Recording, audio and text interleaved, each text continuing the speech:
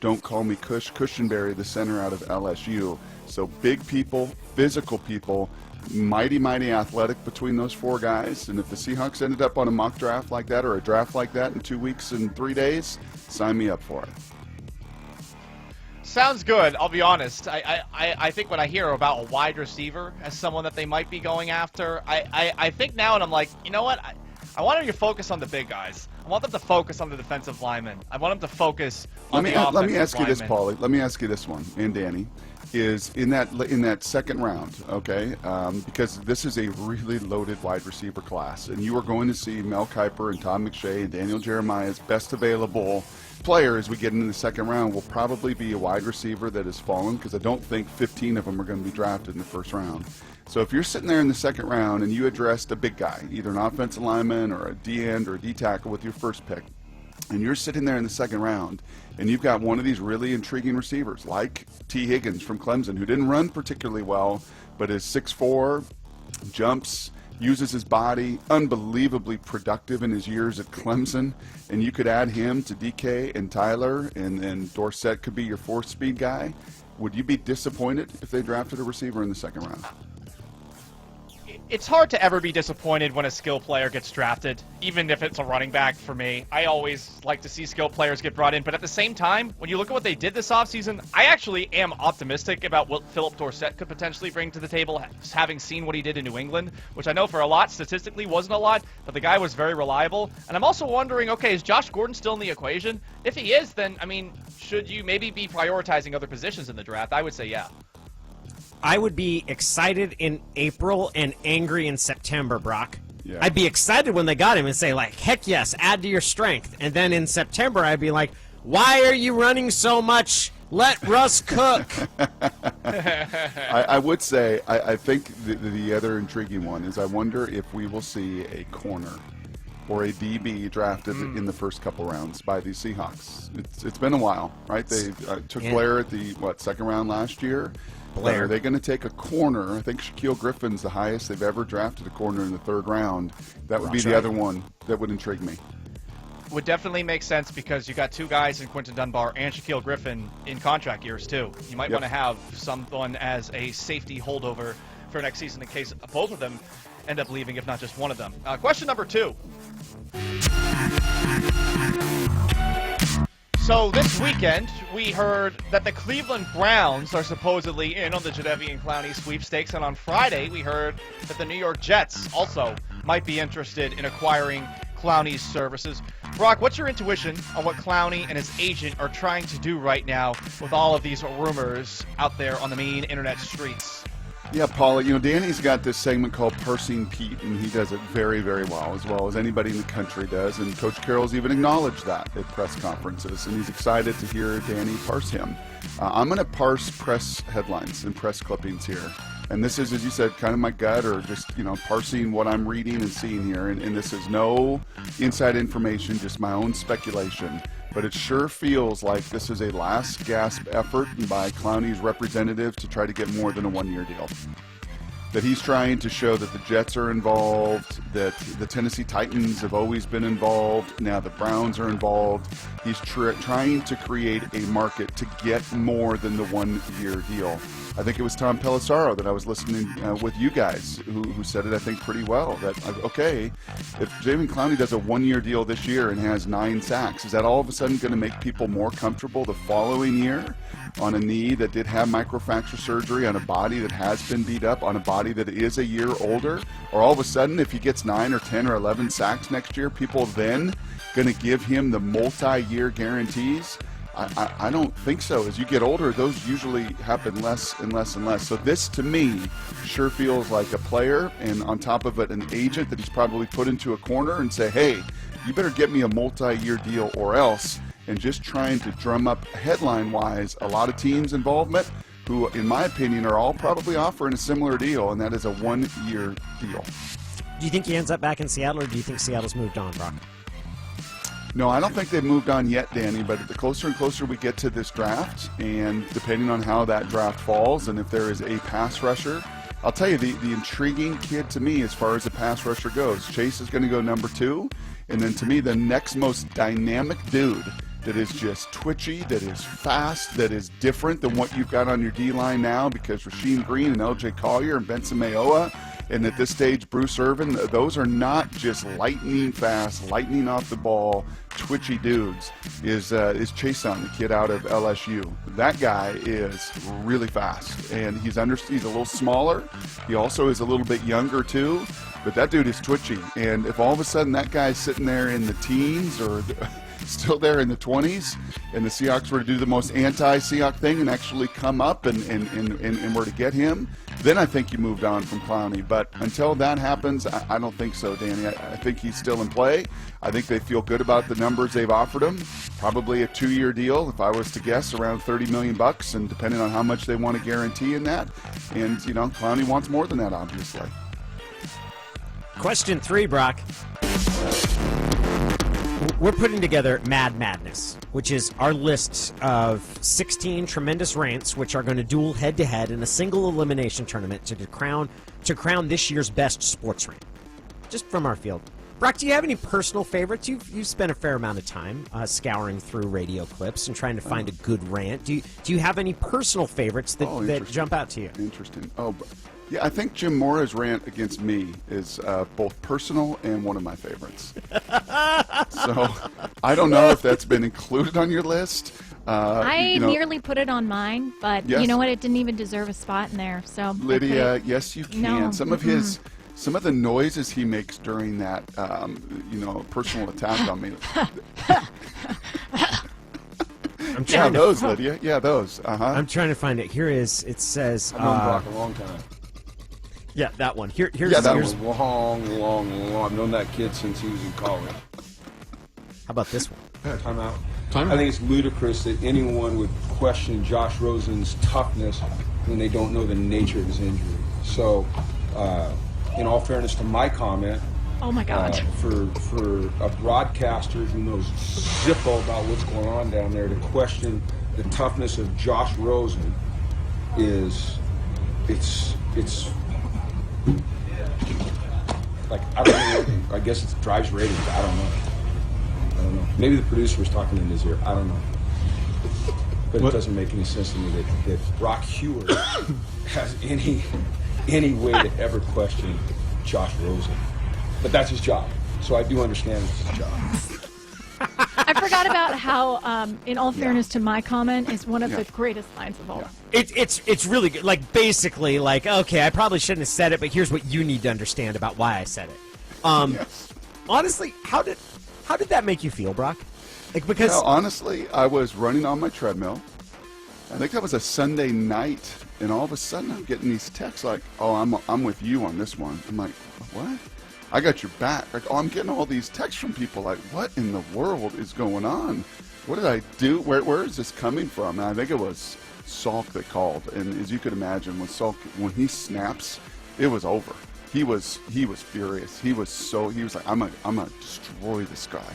You're not gonna say a word from him. Like, he was just foaming at the mouth. So I would put very little stock in what Brock Hewitt has to say about anything that has to do with football. The one part about your description is I don't understand how that's different for Salk from any other day, because to me that sounds like your regular Tuesday.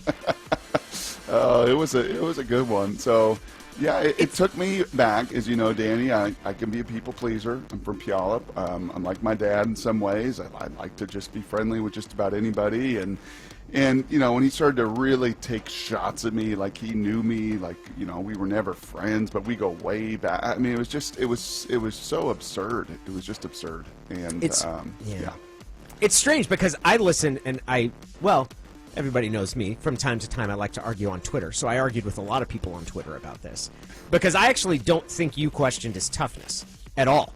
Like, if you listen to the comments, what you said is, people are going to have a lot of questions about this, and people whose teams play on Sundays are going to be asking about what happened to Josh Rosen, which is 100% factually true. Yes. That's not saying, hey, I think Josh Rosen should still be playing. I don't know why he's not on the field.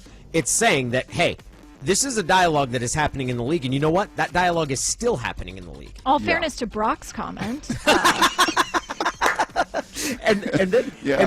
There was also kind of it's you know that when somebody snaps back like that, Yeah. you always know that something else bigger is going on in the background, right? Yes. Like this is there's a big massive issue in the background, which I'm sure for Jim Mora was part of the relationship with his quarterback. And the other fact is that he might not keep his job. Like those two things, it's all of a sudden they find something that they can let all that anger out on, and then they just go wailing away. Yeah, that's a pretty good one, though. That was, no friend of mine. Oh, Brock, you're no friend of mine. That'd probably be, I wouldn't use the tail end of that rant where he was trying to, kind of, I don't know, redefine it or recharacterize it in his view. But the early part of it, no friend of mine. I've known Brock a long time. He's also got a specific intonation where he says Brock Heward. No, he's not a friend of mine. Yeah, so that's a good one. I hope that makes your Sweet 16 at least. It was a lot of fun for us. That's not even in the top 16. Hey, Oh, no, shoot. we're not going to give him the decency. His dad made it with Diddly Poo. How about when Salk then, and I told Salk a couple months later, I said, we're going to get him on our show. He's like, he's not coming on the show. And when he did come on the show, we had him on the show in a 7:30 segment, months after that, which was pretty funny. So, Yes, it was. I think this was from it. All right, last thing for you, Jim, and then we'll let you go. As this draft comes up and everybody's trying to figure out which quarterback is going to fit where, if you were selecting in one of these cities and had this pick, and you knew that you were going to be in the pit where it all goes down, which of these 5 or 6 quarterbacks that could be picked somewhere in the first round do you think has the most freaking toughness that you need in there? Josh. You don't have some freaking toughness. Oh, Salky. That was unscripted, too. That was pretty good. Brock, we love you, man. Love you guys, too. Continue to stay healthy and strong and thankful for Toyota Puyallup Mondays, Tuesdays, and Thursdays. So that means I'll be right here, right back with you tomorrow at this time. Yeah. Jim Mora, the younger Jim Mora, had that run in with Brock. I'd kind of forgotten about that, but that was very Fantastic. amusing. Yeah, it was pretty good. And Salk, Imagine being mad at Brock. Yeah, you got to have some, and not only that, but to be really mad. And then when Brock kind of reached out to him, it's overall a very, very funny moment that came out of there. And Salk's question basically used the exact verbiage that Mora had used during his 1 year as a coach about needing some guys in the pit where it all goes down. You got to be a little bit of a dirtbag. Dirtbag, which did not go so well. I believe that it is time for round 2 of our rant draft for Madness. We will be getting that underway just as soon as I can find the intro to play for that, because it was really well put together that you had. Yep, that's right, round 2. Who says that sports are only played on fields, courts, and ice? Playoffs? Don't talk about playoffs. They're also played on podiums, They are who we thought they were, and we let them off the hook. in locker rooms, All y'all take this down. I'm pissed, man. Soldier. and wherever else you can jam a microphone. I'm a man. I'm 40. This is the Danny and Gallant Sports Rant Bracket on 710 ESPN Seattle. Round 2 now underway. The red-headed hammer commissioner is given away to whoever else he's going to let announce the picks. Jessamine McIntyre is on the clock with her first selection. Oh, so we're not doing snake draft. We're doing. Yes, we're going to do NFL format. Okay. Dan Hawkins. That's not a snake draft, Danny. the second choice that comes up, Jess with her first pick, the daughter of a football coach, went with Herm Edwards, which was a solid and classic, just the pure emotional intensity. We'll be really interested to see how she rounds out her selection of rants with her second-round pick. Yeah, well, you said daughter of a football coach. My dad was in college football my entire life, and so this one also near and dear to my heart, even though I didn't have a personal relationship with Mr. Dan Hawkins, and it was before... Thank you. The pick is in. This was before Colorado was even part of the Pac-12. I remember I was cutting tape in my infancy in my career, and it was so boring to scour every single college football press conference across the entire country, and then this came down. You know, some guys might decide that it's a little too tough, or it's a little too hard, it's a little too demanding. I'll give you a little example. of sums up some things. But I got an anonymous letter from a parent. Said, you know, we just kind of bummed out this year that the boys only get 2 weeks off before they start their summer conditioning program. You know, normally they get 3. Well, we gave them a week at the start of the semester rather than at the end. But here's my point, okay? It's Division I football! It's the Big 12! It ain't intramurals! You got 2 weeks after finals, you got a week of July 4th, and you got a week before camp starts. That's a month! That's probably more vacation than you guys get. And we're a little bummed out that we don't get 3 weeks? Go play intramurals, brother. Go play intramurals. Oh, that's a great tag. Outstanding. The fact that he just elevates from, let me tell you about this little thing, and then just shouts, it's Division 0 I to 60. football. Oh, it's fantastic. That is why stuck the I think landing, it makes too. such a good rant, and why I nominated, or I drafted it into my bracket. That is Jessamine's second round pick. Now on the clock is Lydia Cruz. She chose Mora's Diddly Poo, a classic exhibition of NFL coach frustration. Let's see where she goes with her second selection. Like Jess, I'm going to stay in the college ranks for this one. And with my first pick, I went, sort of a self-hatred angle. This time, I'm going outward angle and a popular target for coaches, which would be the press. Mike Gundy's I'm a Man rant. That's why nobody hasn't read this. Because it's garbage. And the editor that let it come out is garbage. Attacking an amateur athlete for doing everything right. And then you want to write articles about guys that don't do things right and downgrade them, the ones that do make plays. Are you kidding me? Where are we at in society today? Come after me. I'm a man. I'm 40. I like this because use of props, right? He brought the newspaper on stage. I think you get another level of credit if you involve props into it. And because I agree at the heart of it with the premise, I just maybe don't agree with how he went about the rant. There's also a phrasing there that is my favorite, which he goes, a mother of children, as opposed to a mother of walruses, as opposed to a mother of sea anemone. I'm not sure Dragons? that needed the I don't know. clarification that was there, but a mother of children. Lydia Cruz with the selection of Mike Gundy. I'm a Man, I'm 40. Now Paul Gallant. Now his first pick, somewhat controversial, slightly pandering, of Richard Sherman and Aaron Andrews. For his second choice, let's see where he goes if he sticks local in trying to ingratiate himself into the fan base here. Nothing slight about that first one. Listen, that was 100% pandering, but I do really enjoy that Richard Sherman rant. I, like Lydia, am going to go into a battle between the press and a basketball coach with a very different result. Ken Krajewski was a political activist and self-described freelance journalist who decided that he would go to a UConn men's basketball game to ask then head coach Jim Calhoun in 2009 about the state facing some tough budgetary issues. Considering that you're the highest paid state employee and there's a $2 billion budget deficit, Yep. do you think that's... Not a dime back. Not a dime back? Not a dime back. I'd like to be retired someday.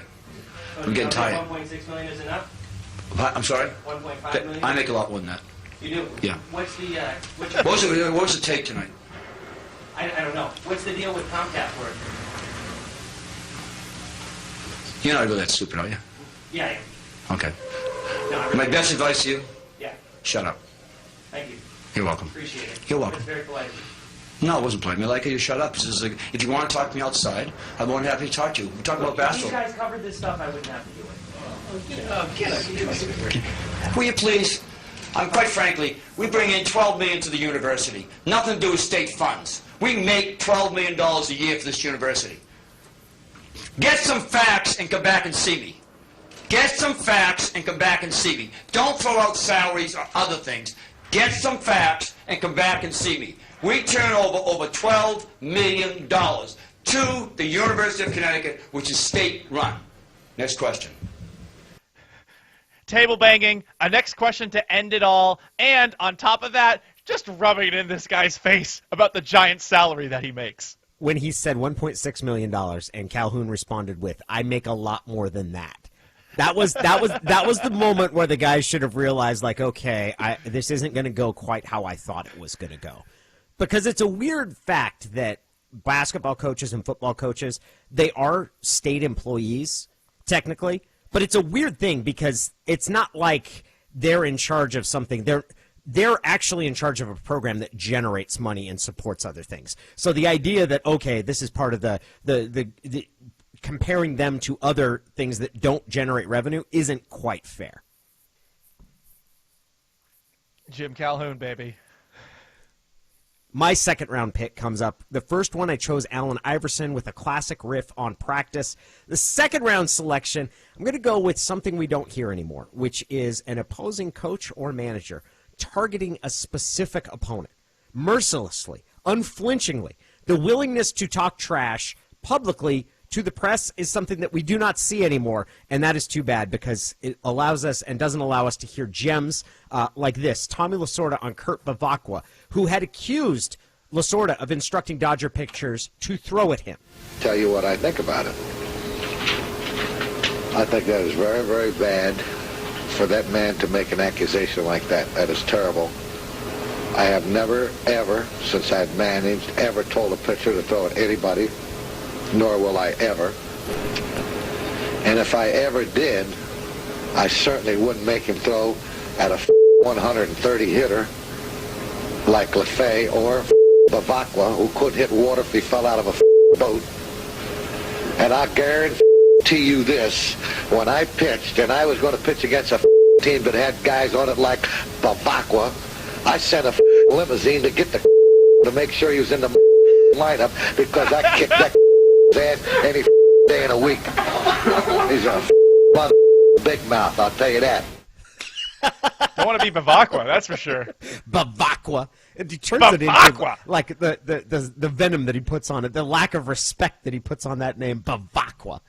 It is Danny and Gallant. What's the one opponent you fear most? The one Seahawks opponent you fear most? Because Paul found something that might make you cringe about a particular player they face twice a year. That's next on Danny and Gallant.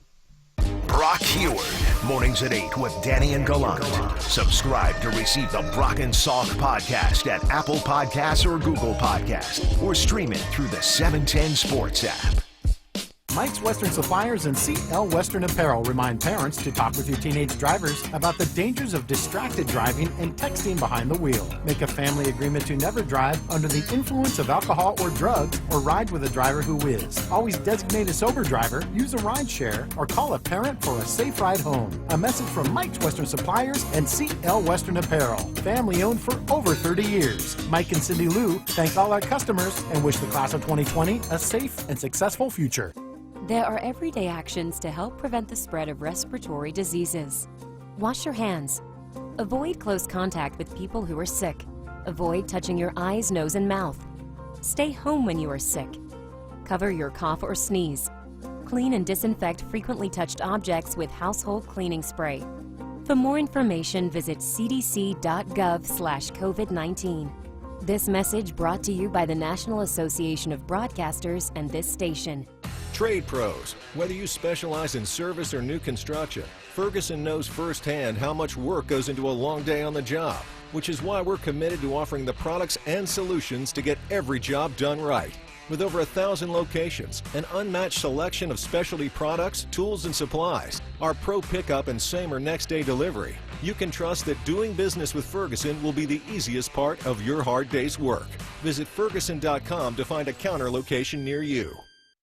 This is the Frells family. They live on a piece of land they call greener pasture, and they work on it behind the wheel of a John Deere 1 Series tractor. With its durable construction and features that hook up to dozens of attachments with ease, no job is too tough. The Frells family runs with us, because this is more than just land. It's home. Nothing runs like a Deere. Get a 1 Series tractor for just $99 per month at your John Deere dealer today. For additional cost information, please call toll-free 855-633-2315. You can hear 710 ESPN Seattle on radio.com live anytime, anywhere. Go to your app store or radio.com/download and start listening today. To take 710 ESPN Seattle with you wherever you go, download the radio.com app today. This is Aaron Granillo. COVID-19 Seattle is your source for updates on how coronavirus is affecting our region and how it's affecting you each day. Find new episodes of the podcast hosted by myself and Dave Ross daily at mynorthwest.com and on the Cairo Radio app. This is the story of Julie Guillot. She's a Leukemia and Lymphoma Society advocate and the mother of a child who battled blood cancer. Zach was diagnosed with AML, a deadly leukemia, when he was only 5. While the treatment really attacked the cancer, unfortunately it also attacked his body. Uncontrollable fevers, terrible nosebleeds, and his skin was burned from the inside out. He died at just 9 years old, really from the treatment that was meant to save him. The Leukemia and Lymphoma Society was founded 70 years ago by parents who also lost their child to cancer. Today, we're pioneering breakthrough treatments for kids with cancer. We are so close to finding better treatments for kids with cancer. So it's too late to save Zach, but working together, we can save thousands of kids just like him. Visit lls.org and save a child's life. I'm Matt Dubin, founding attorney of the Dubin Law Group. At times like these, we're reminded just how precious the health and well-being of our loved ones really is. At the Dubin Law Group, caring for the people of Western Washington has always been our business. While we can't help with the coronavirus, we can still help if you or someone you care about has been injured in an accident. Our experienced personal injury lawyers are still here for you 24/7, whether from our offices in Seattle, Everett, and Tacoma, or working from home. We've got your back, always. So stay safe, wash your hands, and if you need us, let the Dubin Law Group be your team so you can focus on getting better and getting life back to normal, or at least as normal as possible. Again, we're here 24/7 wherever you need us. Call us anytime at 206-800-8000. That's 206-800-8000. Or find us online at dubinlawgroup.com. The Angel Band Project is a nonprofit that uses music to help sexual assault survivors heal. Co-founder Rachel Ebeling. And we do this by sponsoring free music therapy programs for survivors. I didn't even know what my feelings were. Krista is a survivor. I didn't have words for it. But as we went through the therapy, I was able to connect like how I was actually feeling and verbalize it. Here, people find their voice, a sense of control, and even joy through music, along with other survivors who understand what they're going through. Therapist Emily Perna. It allows you to be part of a group and feel hopefully nurtured and safe without having to divulge a lot of personal information right off the bat. That's why Bonneville, Seattle, the Seattle Seahawks, Carter Subaru, Volkswagen, and now Acura are proud to honor the Angel Band Project as our charity of the month. Find out more at mynorthwest.com. Now, your coronavirus news update from 97.3 Cairo FM. Schools are expected to announce this week their plan, and it's expected schools will stay closed through May 4th in order to match the governor's stay home, stay healthy order. State Schools Chief Chris Rakedahl says seniors will graduate no matter what, and for the hundreds of lost learning hours in other grades, we're going to keep learning through this period. We're going to work with the legislature and the governor. We're going to figure out how to add additional hours next year and perhaps the year after that. The latest state numbers show there are just under 8,000 confirmed cases of coronavirus here, nearly double what it was a week ago. Among those, 338 people have died from the virus. The latest numbers show the curve of the virus here is flattening. So Governor Jay Inslee announced Washington State is returning hundreds of ventilators to the federal supply. I'm Colleen O'Brien from Cairo Radio on 710 ESPN Seattle. For more details on the effort to protect our community, go to mynorthwest.com.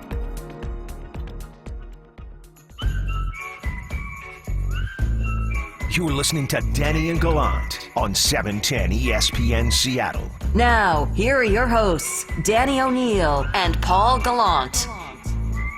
I was listening to podcasts this weekend. No, Danny, not at 1.5 speed, at 1 time speed this weekend. And in particular, listening to Chris Long's podcasts of late have really brought a lot of joy to me. I think he's doing a really good job as he breaks into the world of sports media. On his Green Light podcast, he had on Michael Brockers, who, of course, we thought had signed with the Ravens and now signed back with the Los Angeles Rams. He and Long talked about the time that Aaron Donald ripped a guy's face mask off. Were you there when he ripped that face mask off that dude? I know about it. We're in training camp, so I'm guessing, like, the young guy, like, grabbed him or, like, was holding him or something. I heard the young guy did something a little dirty. Yeah, like, pushed him in the back or something. AD, reached and grabbed the dude's face mask, bro. And, like, when he pulled back, I was like, damn, he ripped the dude, like, head off, right, you know? And then I realized it's his face mask, bro. And he was trying to hit the dude with the face mask. And the dude looked so stupid. The dude looked like one of those 1940s football players with no face mask, probably. The helmet was still strapped, bro. Oh. He looked so stupid. He had the chin strap and everything. But that's what you get. Bold strategy. Your first day in prison, you don't go pick a fight with the biggest guy. You don't walk up to Debo. You're right. That's not what you do. And everybody got an example of how much a beast AD was, and nobody messes with him ever since. Aaron Donald's probably the scariest opponent for the Seahawks in the division, right, Danny? Well, yeah, probably. But does that make you respect Justin Britt a little bit more? Because 2 years ago, Britt, like Donald's out by the cheerleaders, and Britt opens up and wallops him. Like, knocks him, gets a flag, but then I think the Rams got flagged because they started fighting back. So it was one of those classic, like, where you get out of trouble because they respond to your blatant cheap shot. And then after the game, Donald went and took off his jersey and came back and put his helmet back on and then ran after Britt, grabbed his face mask and started, like, yanking it. And Britt didn't back down. And afterwards said he kind of wished he would have just punched him in the stomach because it's not like you're immortal, like you'd be able to take it. Like, Justin Britt won a high school wrestling championship. Does that make you respect Britt more as a 100%? And it's one of those things that I think makes you have to think twice about potentially parting ways with him this offseason, because while we liked what Joey Hunt did stepping in for Justin Britt, Joey Hunt versus Aaron Donald is a much different story than Justin Britt going up against Aaron Donald. Aaron Donald's probably the scariest guy in the division. And Danny, I listened to this podcast, and I just got off on this thought process of who are the scariest players going up against the Seahawks that I remember in my .85 of a season covering the Seattle Seahawks this past year. So I had 3. Number 3 is Mike Evans. It was a rough day for Trey Flowers when the Bucs and the Seahawks played one another. Evans had 12 catches on 16 targets for 180 yards and a touchdown, and he just, whenever he was up against Trey Flowers, it was not a fair competition. And I wonder if that moment hurt Trey Flowers' confidence the rest of the way. Yeah, I could totally see that. Evans is a tough matchup. Big wide receivers, I mean, that's a challenge. He's going to be a tough matchup for anybody in the entire league. And what Seattle asks its corners to do, which is essentially like, look, you're not going to have help on the outside. Like that, you've got to take care of that on your own. Like that's up to you. You'll have help over the middle, but we're going to ask you to bump and run with dudes. You're going to make contact, and then you can't get beat over the top. That is a tough ask, and it's much different than what you ask, for instance, cover 2 corners to do. Yeah, and he's just so big. And now with Tom Brady throwing to him, man, imagine if he's to play against the Seahawks in the near future. He is number 3 as far as guys that scared me the most when I saw him playing the Seahawks. Number 2 is Christian McCaffrey. Think about Christian McCaffrey in that Panthers-Seahawks game towards the end of the year. I mean, he's got Kyle Allen under center. Allen's terrible. But McCaffrey's making one-handed catches out of the backfield. He was leaping over guys. And I remember afterwards, Danny, when we did our interview with Pete Carroll the next day, I don't think Pete was more complimentary of a player than he was of Christian McCaffrey and how tough he had been in that game. He had 19 carries for 87 yards and 2 touchdowns, 8 catches for 88 yards. He also threw maybe the worst pass I've ever seen. But you forget about it because of how good he was over the course of that game. Yeah, he did have a pretty terrible pass. McCaffrey, it's tough to be afraid of a guy that's that small. It's tough to be afraid of. Yeah, he is tough. It's tough to be afraid of a guy that's that small. Like, I could see being afraid of Marshawn Lynch. But, like, McCaffrey? Like, you're worried about him. You're concerned about him. Are you scared of him? Are you like, oh, my gosh? Aren't you just like, if somebody can just hit him right, put the right lick on him, maybe you can take him out? That's what I thought the whole game. But they kept on licking him and hitting him, and he just kept on getting up. And he was dragging guys through piles, like guys like Al Woods through piles. So that's my number 2 as far as guys I was most concerned going up against the Seahawks this past season. Number 1's in the division, and number 1 is very scary. I did not realize his numbers were as prolific against Seattle this past season as they were. Here he is scoring a touchdown against the Seahawks this past season.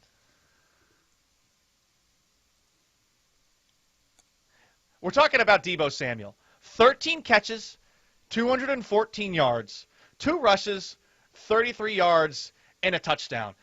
Danny, he's so good after the catch. He's strong, and he's elusive, and he was a rookie. And as someone who used to cover the Houston Texans, he reminds me of what T.Y. Hilton used to do to the Houston Texans every single Sunday. T.Y. Hilton in 16 games against the Texans, 85 catches for 1,537 yards and 10 touchdowns. I feel like Deebo Samuel's going to be able to do that over the course of his career, too. 2 of the defensive linemen in there on 2nd down and 4 as Mostert stays in the backfield. Play fake to him. Samuel gets the end around to the left side, and he's got a lot of running room down the sideline, spins out of a tackle, and he goes in for a touchdown.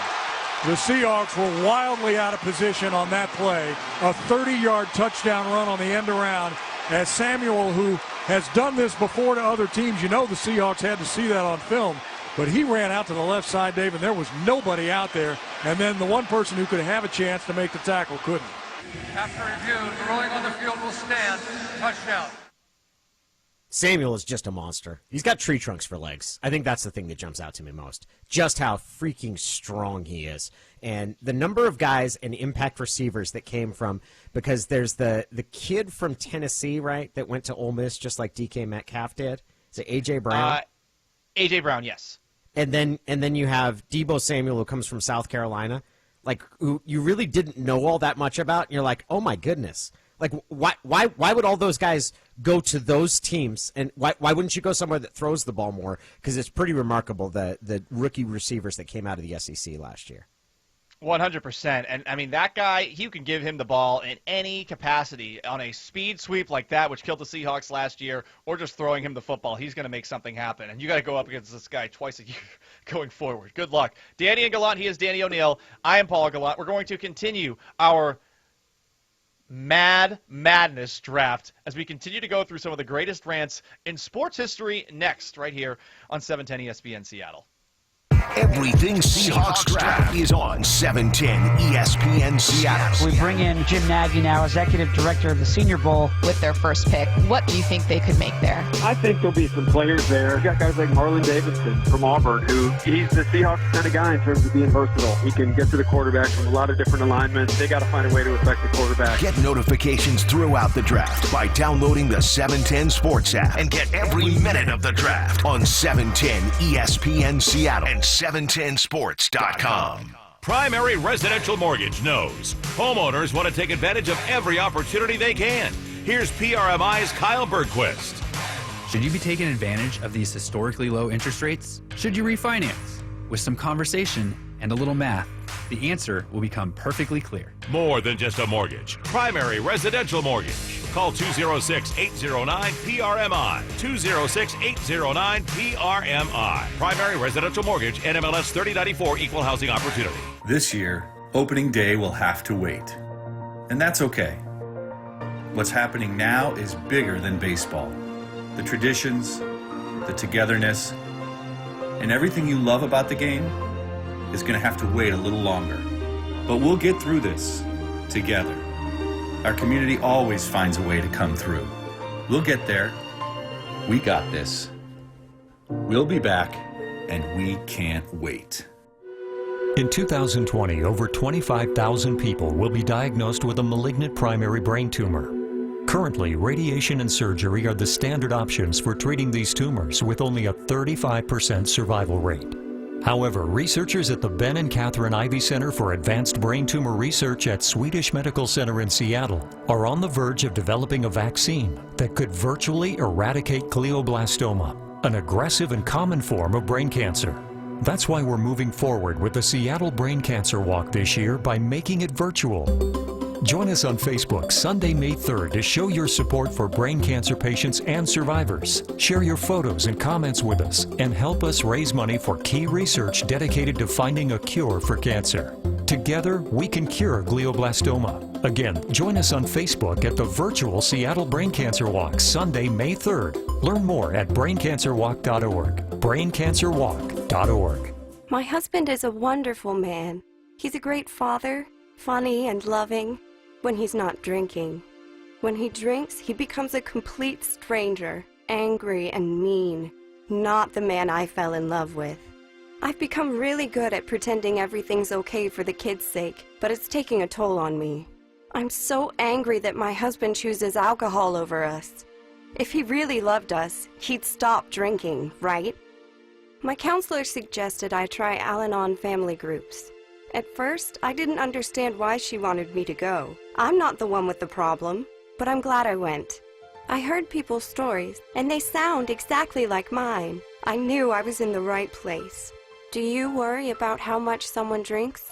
You are not alone. Al-Anon or Alateen can help. For more information, call 1-866-200-0033 or visit alanon.org/hope. In difficult times, Matvey Foundation Repair is adapting right along with you. So if you're experiencing foundation problems, walls that crack, uneven floors, stuck windows, or doors that jam, Matvey Foundation Repair is offering no-contact inspections, so Matvey can fix structural issues without you ever leaving your house. It's often an easy fix that can mitigate expensive repairs down the road, and Matvey's work is backed by a 25-year warranty. No one else offers that kind of guarantee. Free evaluations. Call 844-9-MATVEY or MatveyFoundationRepair.com. Blue Emu's deep penetrating and odor-free formula supports healthy muscles and joints. Blue Emu works fast and you won't stink. Try it today. Blue Emu.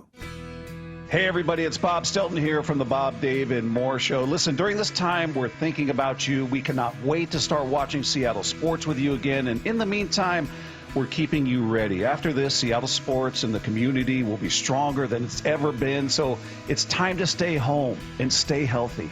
Hey, it's Dave Wyman. Please do your part, and we will too. Thank you to everyone, especially everyone working essential jobs and taking care of us all. Thank you to doctors, nurses, and others on the front lines in our healthcare community. Thank you to all of our Seattle teams for showing great generosity in our communities right now. We want you to take care of your family so we can all get together and celebrate sports when the time is right. Don't forget you can stay connected with all of us here at 710 ESPN Seattle, on the air with the 710 Sports app, and at 710sports.com. We're in this together from your team at 710 ESPN Seattle. You're listening to Danny and Gallant on 710 ESPN Seattle. Now, here are your hosts, Danny O'Neill and Paul Gallant. We're going to get to the third round of our rant draft. Madness here in just a second, but the golf organizers have announced a revamped schedule for 2020, and it includes the Open Championship, so the British Open, which is what we call it over here, but the Open Championship, I believe, is what the Brits call it. Championship. Just the Open. Yeah, the Open. That's been canceled. The PGA Championship is going to move to August. The U.S. Open will be played in September, and then the Masters is going to move to November. So those three dates have all changed. The Ryder Cup will remain in its original dates. That will also be played in November. Golf in November is going to be really interesting because it could be cold. Are we going to see guys? Is John Daly not going to be able to wear those jazzy pants of his? Is he going to have to, I don't know, like wear like a parka? Yeah, I'm not really sure how the country club set is going to be able to fare as weather becomes a factor. I certainly look forward to seeing it. I hope we see someone in ski gloves playing. That would be my be my hope. So that is the golf schedule has been rearranged. Again, the PGA Championship moved to August. The U.S. Open in September.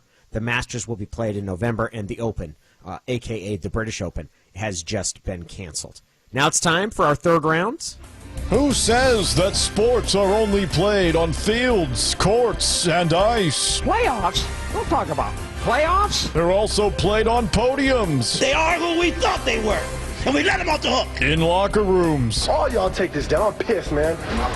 soldier. And wherever else you can jam a microphone. I'm a man. I'm 40. This is the Danny and Gallant Sports Rant Bracket on 710 ESPN Seattle. The third round begins with Jessamyn McIntyre, who has opted for indignance with her first two selections. First of all, Herm Edwards, indignant at the idea of asking, will you play to win this game? Because you play to win all games. And then Dan Hawkins going with indignance over a parent who expressed disappointment that there was, 1 week fewer vacation between the end of school, the start of spring conditioning, pointing out that it's Division I football. For her third selection, we now turn to the daughter of the football coach, the daughter of a linebackers coach, Jessamyn McIntyre. Yes, it's interesting that all of my picks have had to do with guys getting mad at the media because I did not pick that theme for my bracket. But apparently that's what I'm going with because it does produce some great ones, including this one from Hal McRae. Did you consider Brett for Miller with the bases loaded in the second? No, don't ask me all these stupid-ass questions. No. And all these stupid ass questions every night. Find the I hit Brett for Miller. Miller started the game. He's playing against left-handed pitchers. Brett is not playing against left-handed pitchers. Find the out back for Miller. You think I'm a goddamn fool? I'm tired of all these ass questions every night. And stay out here asking all these dumb ass questions. Stupid. Sucker. Ask me that stupid ass shit every night. Stupid ass shit. I'm not taking no shit off. You guys are not taking no shit off the players. I'm sick and tired. I'm fed up with everything. No shit from you guys, no shit from you players. And they can do any thing they want to do. I'm sick and tired of all this bullshit. Now, put that in your pipe and smoke it. Just the Do you think he's tired of those ultimate questions? out-cue.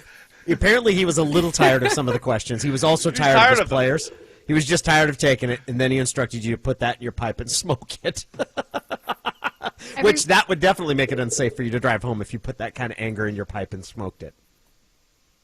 Jess, a bold selection. For the second selection of round three, we go to Lydia Cruz. Now, Lydia, this is a little bit out of her comfort zone, dealing with conflict, confrontation, but she's shown a strong knack for this draft early on, choosing first Jim Mora and the Diddley Poo rant, followed by Mike Gundy with the classic I'm a Man, I'm 40. Let's see what she opts for here.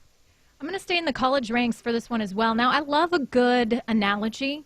I even love a good animal analogy, but it's important to make sure that it works. And this one from David Bennett, Coastal Carolina football coach, on cats and dogs just gets a little confusing. And I told our players, we need more dogs. Bo's barking in the back. I have to go shut Bo up. Mel's like, what's going on? I said, there's a cat in the house. Cat in the house? I said, yeah, there's a cat in the house. So I told our players, I tried to let it out the front door. Meow, meow, the cat's still going crazy in there. And I told our players, you need to be more like a dog. We don't need a bunch of cats in here. Yeah, looking in the mirror. Do I look good? I got my extra bands on. I got my other shoes on. Be a dog. We don't need no meows. We don't need no cats. We need more dogs. Now, I think you get points for props, as I mentioned with Gundy bringing the newspaper. I think you get points for sound effects, too. Certainly the meow makes it. It is confusing. I'm not quite sure what the howling cat had to do with someone preening and looking at themselves in a mirror. There's the whole screen door reference that he makes before that, the cat trying to get out of the screen door. I mean, I don't know. The cat climbs the screen door because it's the better athlete than the dog, but no big deal. The other thing that happens is his pronunciation of dog is phenomenal. Like, that's really, if it is pronounced dog, that is not nearly as effective of a rant as pronouncing it. Need more dogs. Be a dog. He definitely spells it D-A-W-G. There's no doubt about that. A fantastic selection, one that's offbeat. You have to. This is an opportunity to get outside the Power 5 conferences, and Lydia certainly did that by going to Coastal Carolina for his selection. Now we go to Paul Gallant, who has early on. It's tough to get a beat on just exactly what needs he's addressing. First, it was Richard Sherman, which appeals to the local set. Then it was Jim Calhoun with a just straight clowning of a reporter asking about salary. Let's see what he opts for here. Well, I can't stand this person. This is my least favorite coach in my sports rooting history. I can't stand Rick Pitino. I hate that he was the coach of the Boston Celtics. This rant that he made about the negativity in Boston being the worst is perhaps his most infamous moment as head coach. Larry Bird's not walking through that door, fans. Kevin McHale's not walking through that door, and Robert Parrish is not walking through that door. And if you expect them to walk through the door, they're going to be gray and old. What we are is young, exciting, hardworking, and going to improve. People don't realize that. And as soon as they realize that those three guys are not coming through that door, the better this town will be for all of us. Not often that you see a coach lecturing an entire city about what to expect and saying that, hey, you just need to get over those great players who aren't here anymore. And if they did come through this door, they'd be old and broken down. Got to give Pitino points. That's how you become a coach of Iona at the age he is that sort of knack for public speaking. I just think it's hilarious that he talks about all those guys not walking through that door when his terrible drafting prevented the Celtics from bringing guys like Sean Marion and other really good NBA players through that door because he was a terrible GM. Anywho. You got Ron Mercer there, though. Don't forget about that. A little Chauncey Billups before he was good, too. My third round selection is going to be a classic. Everybody will remember it. A coach who once insisted on buying nachos from me at the Aptos Twin Theater, Danny Green. The Bears are what we thought they were. They're what we thought they were. We played them in preseason. Who the hell takes a third game in the preseason like it's bull? We played them in the third game. Everybody played 3 quarters. The Bears are who we thought they were. And that's why we took the damn field. Now, if you want to crown them, then crown their. But they are who we thought they were. And we let them off the hook. He gets gradually angrier, and at the end you're kind of, I'm not sure what his point exactly was. He also had a repetitive swear that was confusing. But for just sheer energy and staying power, the Bears are who we thought they were. That was probably the best catch line of any of the rants that we're going to play. And he was right. They blew a 2-touchdown lead with 5 minutes left. It is Danny and Gallant. We're going to bring in Quandre Diggs next, talk to the Seahawks safety about what he's doing during this quarantine. We'll round out the madness that's coming up at 9:30. It's all ahead, Danny and Gallant. Getting you through the coronavirus shutdown with Seahawks linebacker Cody Barton. My brothers, we got some dumbbells here at our house, so it'll probably just resort to us squatting each other and doing pushes with each other and just, you know what I mean? Just finding ways to work out, stay in shape. I have a schedule I follow every day, so I try to keep it normal as possible. And it's challenging now because the virus going around shutting everything down, but, I'll watch my film every day. I can still get my food that I eat every day and just try to keep it as normal as possible as well. 710 ESPN Seattle. Hey Seattle, Puyallup native and PGA Tour player Ryan Moore here to tell you about True Linkswear. I wanted something to walk 36 holes and look good to wear to dinner immediately after. Check out TrueLinkswear.com. Use promo code 710 to score 10% off your first purchase and enjoy the walk with us. This is Aaron Granillo. COVID-19 Seattle is your source for updates on how coronavirus is affecting our region and how it's affecting you each day. Find new episodes of the podcast hosted by myself and Dave Ross daily at mynorthwest.com and on the Cairo Radio app. You are not a generic human. Men, your body is not generic. Every man has a unique physical makeup. This is why generic pills and supplements don't work for many men who suffer with ED and low T. The staff at Universal Men's Clinic specializes in affordable, custom treatments for erectile dysfunction and low testosterone. By concentrating only on the treatment of low T and ED, our medical team is successful at finding a specific medical plan for each patient. By working with specialized compounding labs, we can create a precise formula that is best for you. This specialized custom care makes Universal Men's Clinic very successful, even when generic pills and supplements haven't worked. This is serious medicine for men who want to regain intimacy and energy. Get more enjoyment out of life. Book an appointment at universalmensclinic.com. That's universalmensclinic.com or call 206-529-1111. Universal Men's Clinic. Convenient and affordable. Homeowners, mortgage interest rates are at historic lows. Now is the time to check your refinance options with LoanEstimateReview.com. With offices across Washington, they've helped thousands of homeowners save. Upload a copy of your current mortgage statement. They'll compare it against wholesale lenders to find you lower rates, lower insurance premiums, and lower costs. LoanEstimateReview.com or 206-315-9203. Loan Estimate Review, NMLS 1952757, is an equal credit opportunity broker powered by Seafirst Financial Services. Chris Domine is a husband and a father. Chris is an athlete. Chris is even an Iron Man. But 10 years ago, Chris was facing a very different story because his kidneys were failing. Basically, the doctor said, if you don't get a kidney transplant and if you don't do dialysis, you are going to die. Fortunately, Chris received a second chance at life, made possible by an organ donor. You know, your well-being changes from loss of hope to better times ahead. More than 100 million people in America are registered organ, eye, and tissue donors. People of every age and ethnicity, because they believe it's the right thing to do. Imagine what you can make possible by leaving behind the gift of life. Learn more and sign up as an organ, eye, and tissue donor. Go to organdonor.gov. A message from the U.S. Department of Health and Human Services, Health Resources and Services Administration. There are everyday actions to help prevent the spread of respiratory diseases. Wash your hands. Avoid close contact with people who are sick. Avoid touching your eyes, nose, and mouth. Stay home when you are sick. Cover your cough or sneeze. Clean and disinfect frequently touched objects with household cleaning spray. For more information, visit cdc.gov/COVID-19.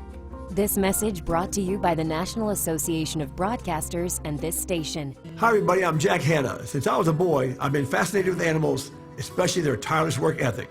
Just look at birds who gather supplies to build nests, or penguins who travel up to 500 miles to secure food for their families. This work ethic is shared by our best friends, canines who perform life-saving work every day. Dogs comfort returning veterans. They work with diabetics, alerting them when there's a change in their blood chemistry. Working dogs are valuable in many ways. So please join me and American Humane in supporting our heroic working dogs. Go to AmericanHumane.org to learn more. This is Danny and Gallant on 710 ESPN Seattle. Streaming nationwide on the 710 Sports app and 710sports.com. Now here are your hosts, Danny O'Neill and Paul Gallant. Time to put on the show. It is Danny Gallant. Waiting on Quandre Diggs here. Seattle Seahawks safety is going to call us, and in many ways, he was an example of how Seattle got better as the season went along. For all the emphasis we put in offseason acquisitions, remember it was Jadeveon Clowney in August, followed by Quandre Diggs being acquired mid-season, that probably had the biggest impact of any newcomers on Seattle's defense last year, Paul. Yeah, and look, the kind of impact that he brought to the table, it did not show up on the stat sheet, but you saw a guy that when he jumped on the field, I mean, from a hitting perspective, from a making plays perspective, it was such a big jump in the arm for this team. Why is that, do you think? And I don't say Quandre Diggs is a really good player, but it seems like the elevation in Seattle's defense upon his arrival, it's not like he was an all-pro player. It was puzzling to me how much better the defense got when he was back there. And maybe it's as simple as Pete's defense requires a level of competency that they did not have at that position prior to Diggs arriving, and that in many ways the defense broke down because they didn't have – they needed somebody who at the very least played with Diggs' skill set to be able to do it. Right, and that's the big thing. They wanted somebody who I think was confident playing the position, and then also they felt like could make plays in a variety of different ways, because they didn't have that with Tedrick Thompson. They really didn't have that with Lano Hill. That first couple of game stretch where he joined the defense, there was a time where it looked like, hey, this defense actually might be able to keep it together, to hold things up come playoff time, especially if they go up against an offense that's really good, because that was their biggest problem the whole season leading up to that point. It's possible to look at Diggs' impact and be really optimistic and to think, hey, it doesn't take that much to make a huge difference in this defense, that it's not as far away as it feels when you look at them statistically last season. The flip side of that is that, man, you were in such a sorry state that you needed basically to have a guy that was cast off by another franchise to be able to acquire him mid-year to make that sort of it's tough to come up with sort of a rationale for exactly how to make sense of Diggs. Is it a reflection of how close Seattle was, or is the fact that he was necessary to make such an important evidence that they're a long ways away? Right. And, you know, I think when you look at the rest of the secondary, what can they take away from him? What about his game maybe have they seen over the last couple of games that he played with them, of course, and taking into this offseason? Can maybe somebody out there be the kind of playmaking takeaway artist that Diggs showed that he was able to do? I mean, against the Rams, he was really the only guy that showed up in that game on defense. And, I mean, look, they had such a difficult time stopping guys over in the middle of the field. But he had the interception return for a touchdown. He had another interception on a deep pass by Jared Goff. I thought he played really well in that game. And you need to get more of that from the secondary. And that's why they traded for Quinton Dunbar. They're hoping Dunbar can do some of the same things over the last couple of seasons.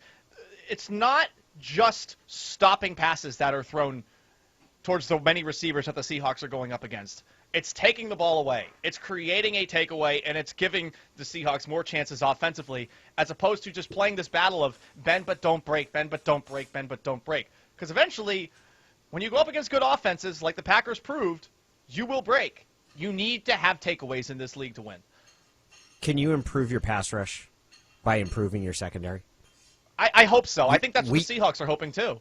Yeah, we usually think of it in the opposite way, right? Is that the pass rush helps out your coverage. The pass rush is the best way and the quickest way to neutralize, and I think that's true. But pass rush is excruciatingly expensive. Like we're seeing that right now. Pass rush is really, really expensive, and maybe Quandre Diggs is an example of how getting a guy it's more possible or more feasible to have quick improvement of your secondary based on the performance of a guy, because Quandre Diggs is someone that they picked up midseason and did make a huge, huge impact. Right, and you look at cornerbacks and you look at all the things that potentially they can bring to the table. That's one of the things that can help change a defense overnight. If you go back and you look at that later dynasty of the New England Patriots, and we saw it firsthand against the Seahawks when they had Darrelle Revis and they brought in Brandon Browner and Malcolm Butler was first showing glimpses that he actually might be a pretty good corner. That's how that team won Super Bowls. They got Stephon Gilmore, Defensive Player of the Year, as another member of their secondary. Elite corners have helped teams that don't have a great pass rush turn the corner and quickly. We didn't necessarily see that from Kansas City. I think they liked what they got from Tyrann Mathieu as just a presence this past season. But if you can have maybe more guys like that in the secondary, theoretically the pass rush will improve because it maybe gives that pass rush, I don't know, a split second, a full second more to get after the quarterback. It is Danny and Gallant, and we are really excited to have Quandre Diggs. He joins us now on the Zeke's Pizza hotline. Quandre, first of all, we appreciate you taking the time to talk to us. Oh, yeah, no doubt. I appreciate you guys for having me. Sorry to be a little late. I was in the middle of a workout in my garage at the moment. Oh, I want to hear about the workout in the garage. Do you have a improvised gym that you put together? Because I think we're all in quarantine life trying to come up with ways to stay healthy. What do you got set up for yourself? Yeah, right now, I have a little quarantine gym. My girlfriend's been hounding me for freaking, I don't even know how long, probably like a year or two since we've been in the house about making the garage a little gym. So we have a Peloton bike, got like some medicine balls, some bands, bench. Then we got like some ab rollers and stuff like that. My weights actually got delayed, so I haven't been able to get them yet. So I'm doing a lot of band workouts at the moment. Yeah, one of the unexpected things that I found this out because I was looking for 15-pound dumbbells because, I lift like that. And they're nowhere to be found. You can't find dumbbells anywhere right now. No, because they're gone. Everywhere is sold out. It's very, very funny. Everywhere. I ordered my dumbbells about 3 weeks ago from Power Block, and I freaking got my kettlebell attachment. I got my bench from them. But the dumbbells, they were just like, we kind of backed up with all the orders, so, it'll be another 2 to 4 weeks. And I'm just like, well, I ain't got nothing but time to wait, so might as well just wait. You got to put this gym setup up on your Twitter at QDigs6, which is I think you're a great follow, especially when you and Tyler Lockett are going back and forth trash talking with one another. The Seahawks brought in another member to your secondary, Quinton Dunbar. They get him via trade. Have you had a chance to talk with him, and what do you know about his game? Yeah, I talked to Q a little bit last week on Instagram, of course, because like you can't see anybody. But talked to him on Instagram, and he's excited to be there. He's excited to be a part of the secondary. To kind of, to help us put together, a good year. Adding him to the secondary with Shaq and Trey and Ugo and myself and B-Mac and Marquise, it's gonna be fun. I like Q's game. He's a former receiver, so he sees the game a different way. He sees it a way, through the offensive lens, which is really dope. So I've heard a lot of great things about him. He's actually teammates with one of my good friends, Landon Collins, and Landon spoke very highly of him. So I'm just excited, to welcome him into the room, and we're gonna have some fun when it's that time to play. We're talking to Quandre Diggs here, Seahawks safety. Quandre, I know how much everybody loved the impact you had after your arrival in midseason from Detroit. What's it been like for you? This is your first offseason getting ready for the Seahawks, knowing you're a Seahawk. How has it been for you to reflect on what happened in that half year you were with Seattle? It's cool. Just, for me, I remember I told my girlfriend this when I got home in January, and then this might have been like February. We were actually talking on it. And I was just telling her, it's like it's going to be cool to actually, put an off season together with the guys on the team, because when I came in mid-season, it was just like you throw it into the fire, which is totally fine with me, you know what I mean? But, being able to train and be able to prepare my mind and go into that atmosphere and just that environment just to have fun and play ball, it's dope. And I was telling her, I was like, I'm kind of, and this is, like I said, in February, so you weren't thinking OTAs and stuff was going to be canceled.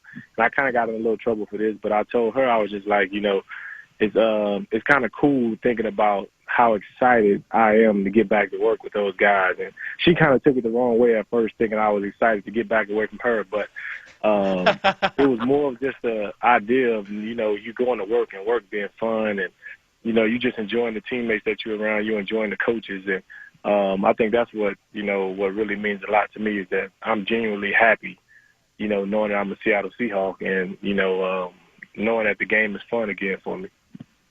Yeah, you mentioned that it's fun again. I can imagine going from Detroit to Seattle. Yeah, it's got to be a tremendous sense of reinvigoration when you got there. I imagine also this offseason with the social distancing and all the things that we put in place to stop the spread of COVID-19 that you probably want to be around these guys more, as you just mentioned. How have you guys been staying in touch with one another as you guys get ready for the season? Right now we're at the point where it's more just, you texting guys. You're just checking on guys, seeing how guys are. I try to check in on the young bucks like Keith and Ugo, just to make sure, because it's their first off season. So for them, they don't really know, what to expect. So I just check on those guys, make sure those guys are good. That everybody else are veterans with B-Mac and, Shaq and Trey, and, those guys going to work their tail off regardless. But you just check on the young bucks, make sure everything's good with them, extended first off season for them, which is unusual. We'll be getting ready to go back in the next 2 or 3 weeks. So you just check, make sure those guys are working, which I know they are. But, you just want to touch base with them. And I've talked to Bobby. I've talked to KJ. I talk to those guys pretty frequently because, those are two of the leaders on the defense. I just want to make sure everything's good. You mentioned, and we're talking to Quandre Diggs, you mentioned a Peloton bike. Have you raced any guys on the team on Peloton, or I've seen some players are having sort of group rides. Have you hooked up with anybody and raced them yet? Not on our team, one of our former players, Adrian Colbert, that's with the Dolphins now. Me and him, we got a bike ride at 11:30. Me, him, and then Adrian Phillips, who just signed with the Patriots. We got a bike ride at 11:30. Landon Collins rode with us last week. That's kind of how it is, but honestly, for me, those guys have been riding the bikes. They had like 50 rides, and last week is my first week. So I kind of got thrown in the fire again, and a baptism by fire, that's kind of what it's been. It's challenging. Who's the instructor you guys use? We use different people. We don't have any, just favorites or anything. We just, we pick who we think gonna give us a good ride that day, and we just kind of go. And those guys usually beat me by a good margin, but at least I'm giving a great effort. You and Tyler Lockett are best friends. This is a tremendous opportunity for you right now, Quandre, to call Tyler Lockett out to a Peloton challenge. I mean, we're looking for anything sports-wise to watch right now. I would totally watch a one-on-one matchup between you two.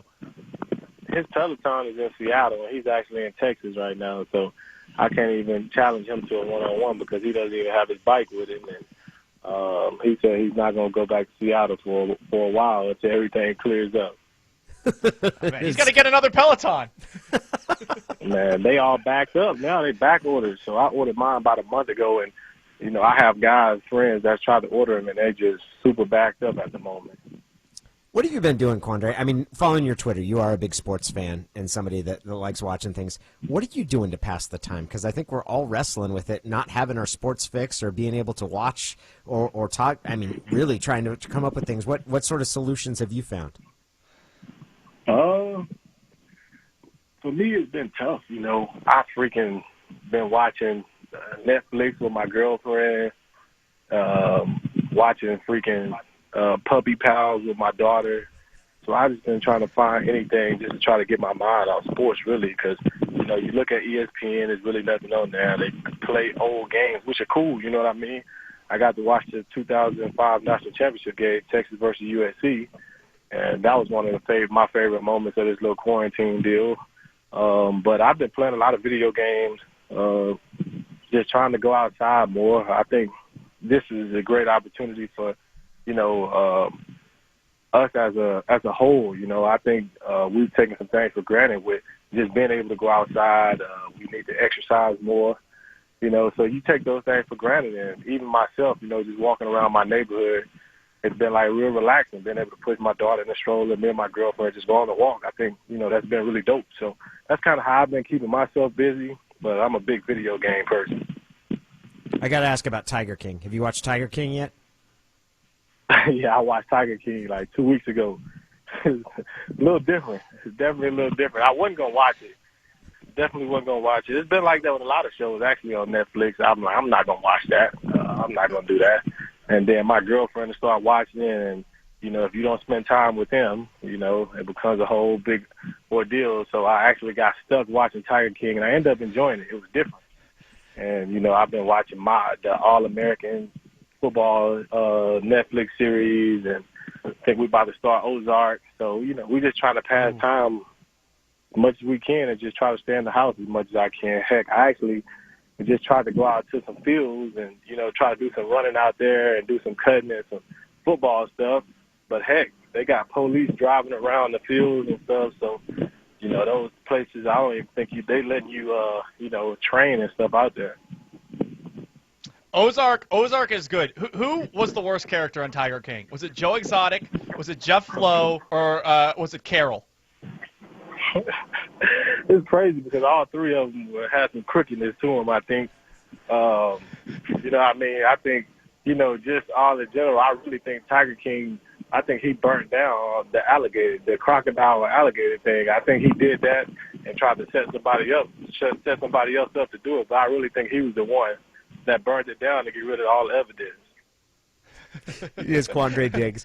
Quandre, it's awesome to talk to you. We really enjoyed getting a chance to meet you and watch you play last year. We're looking forward to this next season. We're grateful for you spending some time with us today. We'll let you get back to your garage workout. We appreciate it, man. Yes, sir. Appreciate y'all having me.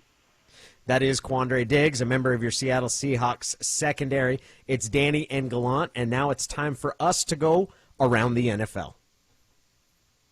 It's time to go around the NFL. Brought to you by Toyota of Puyallup. The bottom line on the biggest stories in the NFL every morning at 9:15 with Danny and Gallant. Today's an exceptional day. Yes. What's going on, guys? That was a really fun interview. Thank you to Quandre Diggs for joining us. We've got another title added to Rob Gronkowski's resume as he wins WrestleMania in front of no fans. won the 24/7 championship, which sounds like it's a very excruciating belt to defend. Like, you have to be ready 24 hours a day, 7 days a week. Like, you defend it at all times. Something tells me that I don't know if Rob knows exactly what he got signed up for there. It's weird watching things with no fans. Like, even if you just see a clip, it's very strange. And if they end up playing baseball games in front of no fans or basketball games in front of no fans, it's going to be exceptionally weird for all of us. I can't imagine athletes are going to be able to perform at as high a level as they would otherwise, because it just seems like you wouldn't have as much adrenaline if there's not people there to watch. There was a text earlier when we talked about this news, Danny, and they said it's not the first time that Rob Gronkowski has won a staged event. Your thoughts on that? That's pretty funny. That was a funny take. Look, I might start watching wrestling. I have asked people on the text line. Some have been convincing. One person says, "You need to, brother." That's good enough for me. Why couldn't you watch wrestling? Because it was too wasn't risque? Allowed. Too baughty? Yeah, wasn't allowed. Yeah. I wasn't allowed. I mean, I wasn't allowed to watch cartoons. Do you think that my parents are going to let me watch wrestling? No, absolutely not. My mom, throughout her life, laughed at me because I liked wrestling. She didn't even think it was just low class. Like, she thought it was stupid. Like, she would say, "Do you remember when you were 8 and you thought it was real?" And I was like, "I didn't really think it was real." She's like, "Yes, you did." Like, she did that, saying that to me when I was 44 years old. She was giving me a hard time about it. 3 NFL analysts, including former Seahawk Michael Robinson, warn against Cincinnati drafting Joe Burrow with the first overall pick. That's weird. Why are they warning him against it? Like, why don't they want him to do it? I don't know. Do they like Andy Dalton? I think for David Carr, who was one of the other analysts, it was, I think, because he likes Andy Dalton, which is surprising. Like a quarterback standing up for another quarterback. Not really surprising at all. But Joe Burrow won the Heisman. He threw like 60 touchdown passes in the SEC. I mean, why are you telling a Bengals team to avoid drafting a transcendent quarterback when they never find themselves in a situation like this? Because they're usually right in the middle of the pack amongst NFL teams, at least over the past decade or so. Maybe they're trying to do a service to the rest of the country. Maybe they know that Joe Burrow is good and that to have him drafted in Cincinnati would be to doom him to an at best mediocre and most likely awful career. Maybe they're trying to, like through sheer, like an act of kindness, to talk the Bengals out of it so we can be spared having him become the Ernie Banks of the NFL.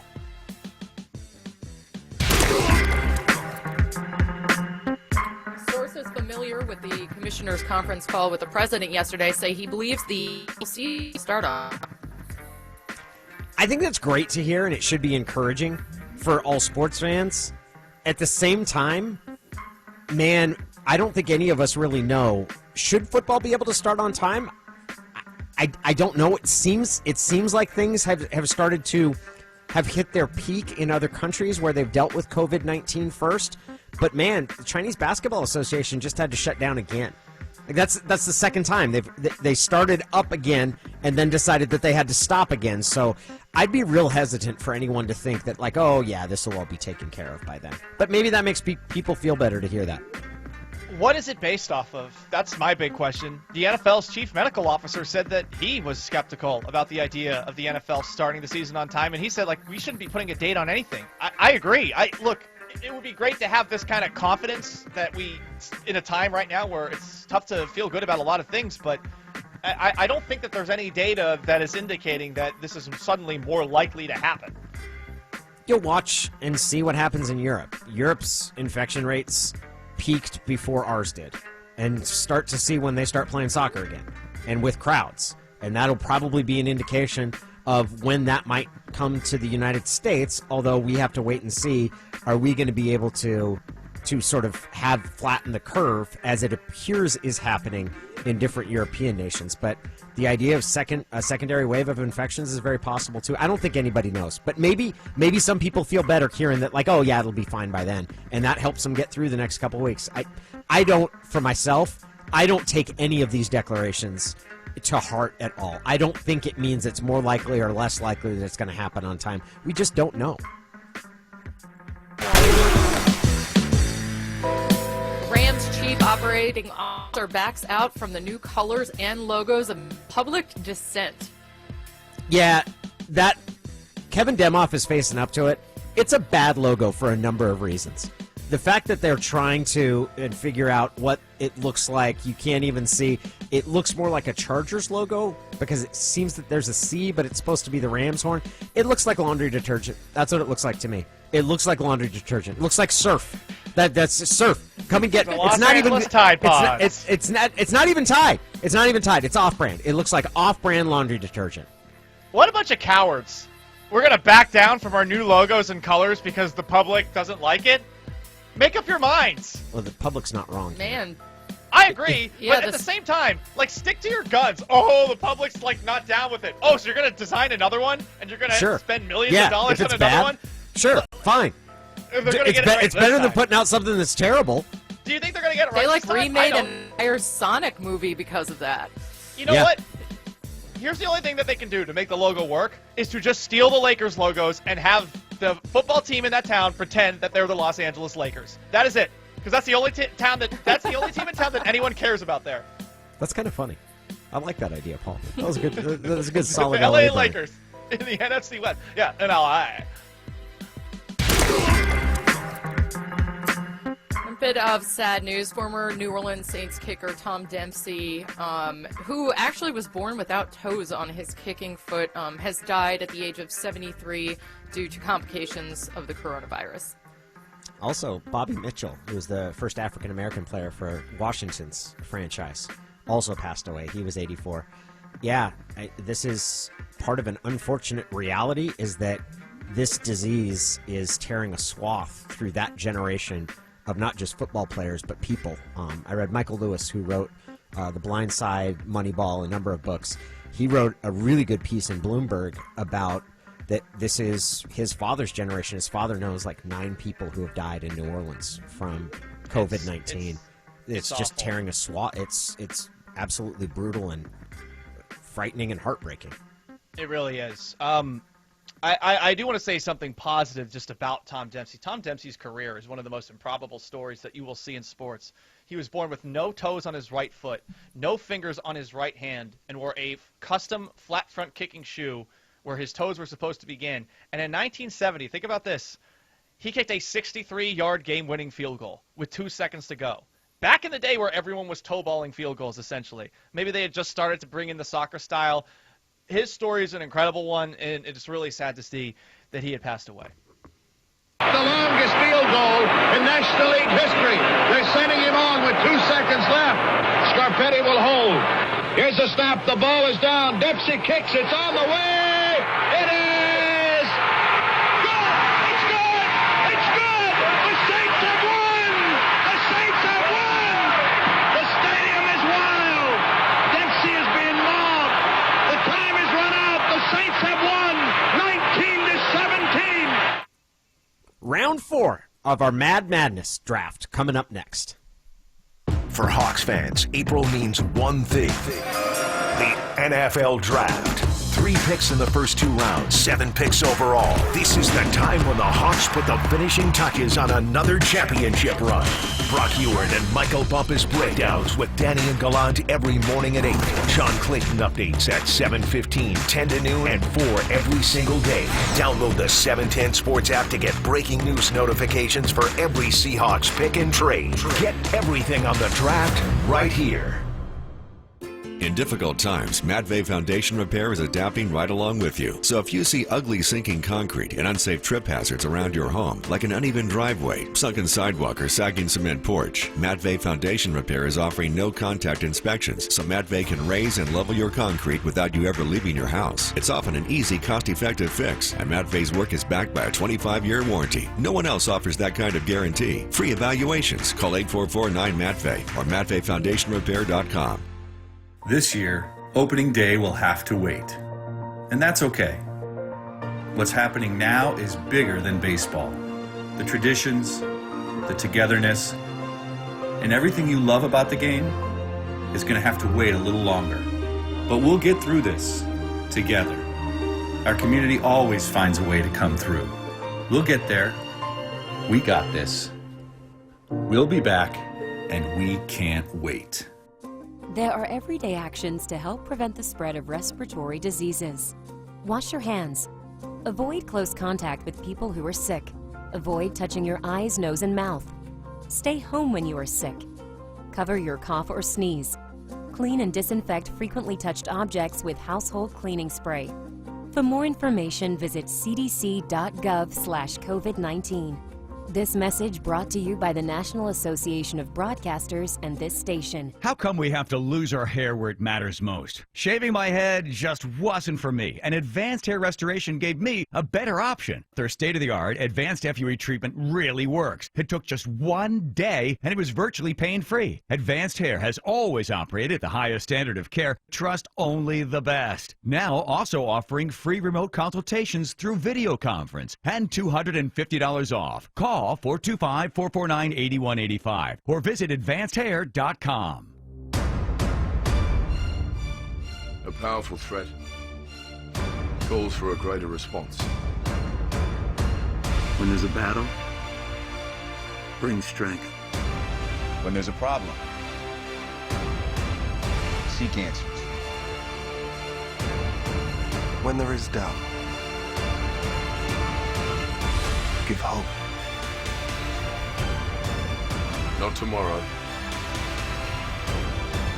Not in a few years. But right now.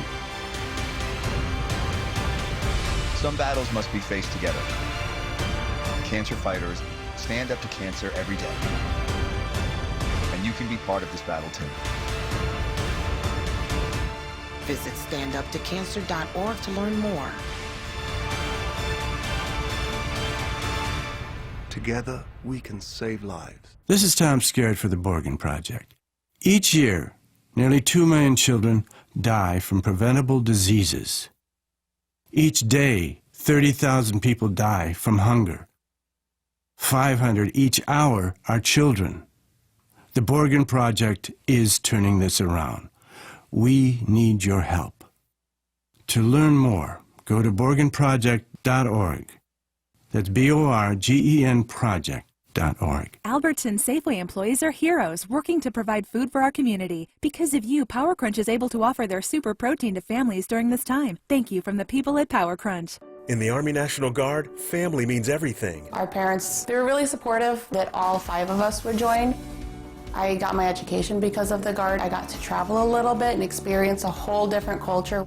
It helped me get my job, helped me pay for my house. Serving part-time in the Army National Guard instills pride that you and your family will share. Visit NationalGuard.com to learn more about part-time service. Sponsored by the Washington Army National Guard. Aired by the Washington State Association of Broadcasters and this station. This is Aaron Granillo. COVID-19 Seattle is your source for updates on how coronavirus is affecting our region and how it's affecting you each day. Find new episodes of the podcast hosted by myself and Dave Ross daily at mynorthwest.com and on the Cairo Radio app. Wake up and text. Text and eat. Text and catch the bus. Text and miss your stop. Wait. Text and be late to work. Sorry, I'm late. Text and work. Text and pretend to work. Text and act surprised when someone calls you out for not working. Who, me? Text and meet up with a friend you haven't seen in forever. Hi. Oh, hey. Text and complain that they're on their phone the whole time.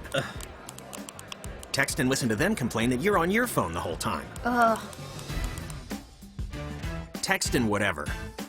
But when you get behind the wheel, give your phone to a passenger. Put it in the glove box. Just don't text and drive. Visit StopTextsStopWrecks.org. A public service announcement brought to you by the National Highway Traffic Safety Administration and the Ad Council. Now, your coronavirus news update from 97.3 Cairo FM.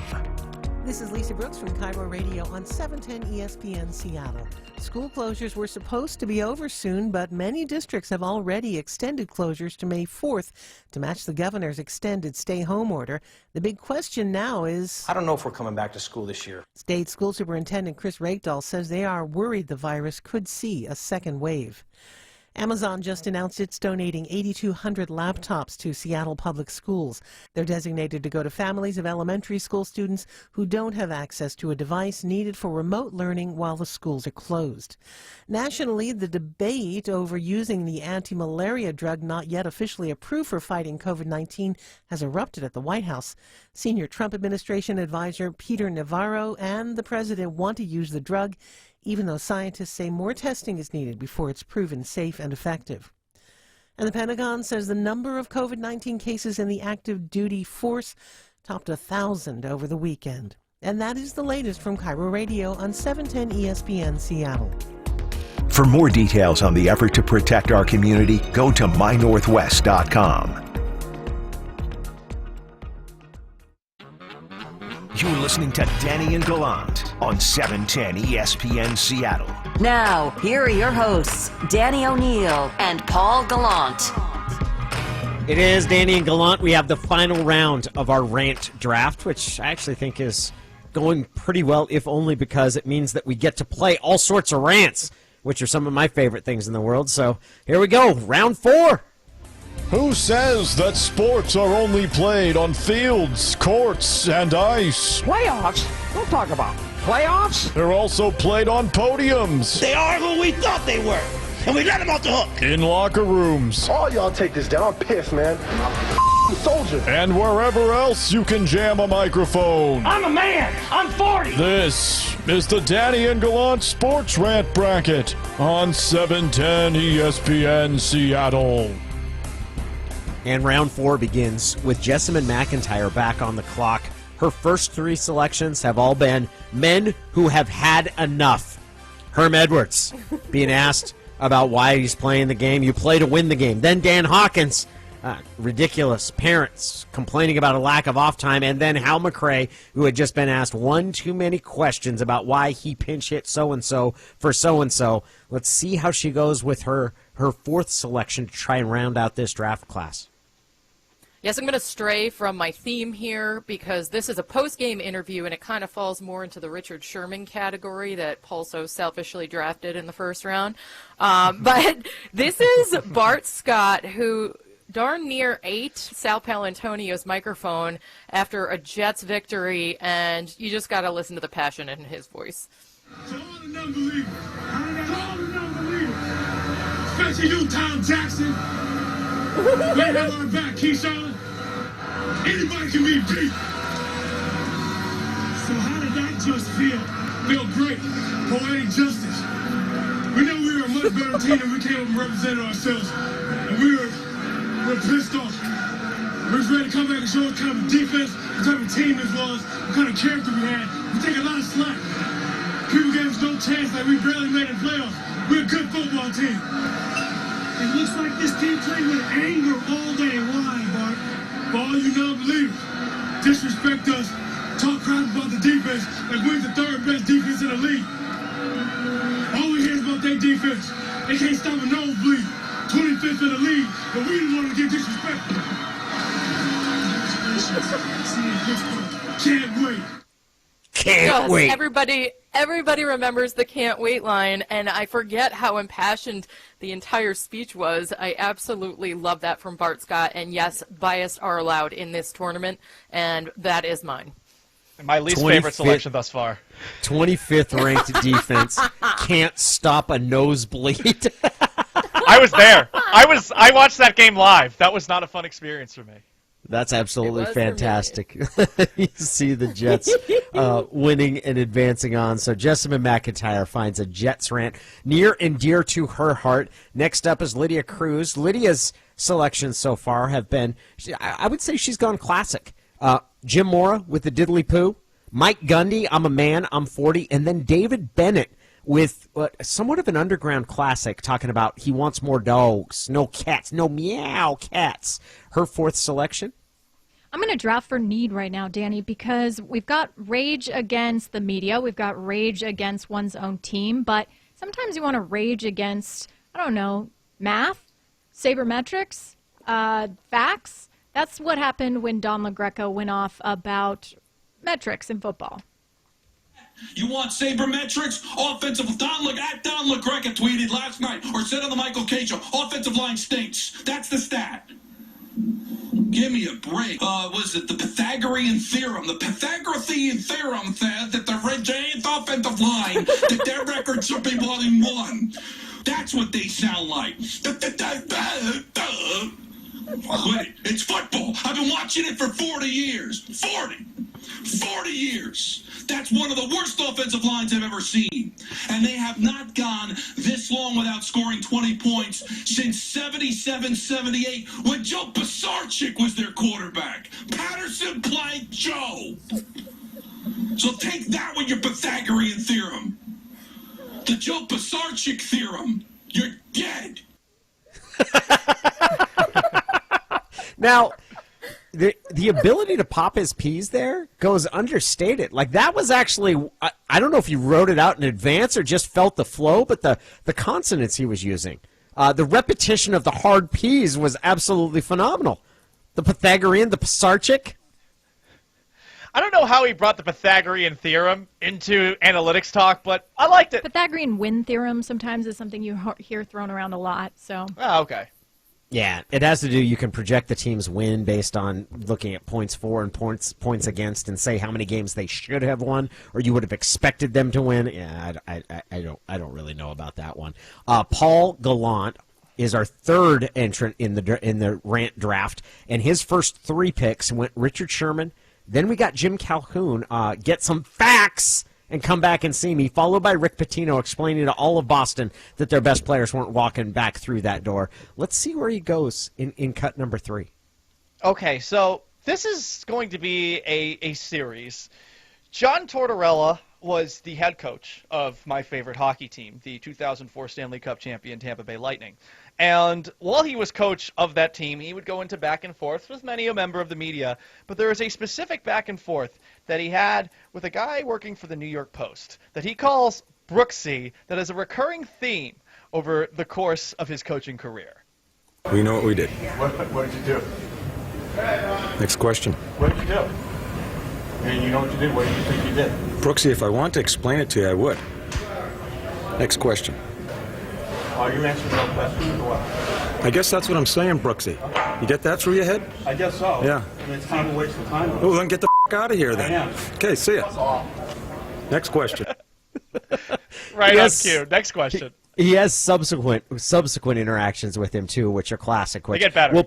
We'll play in the first-round matchup. John Tortorella versus Larry Brooks, the 4th seed out of Paul's bracket. That brings it to me. My first 3 choices, I'm feeling very good about my draft. I got my favorite, which is Allen Iverson, the practice rant, and then Tommy Lasorda with a very, very specific attack on Kurt Bavakwa, who couldn't hit water if he fell out of a boat, whom he'd send a limousine to make sure he's in the lineup because he'll kick his butt twice every time he faces him.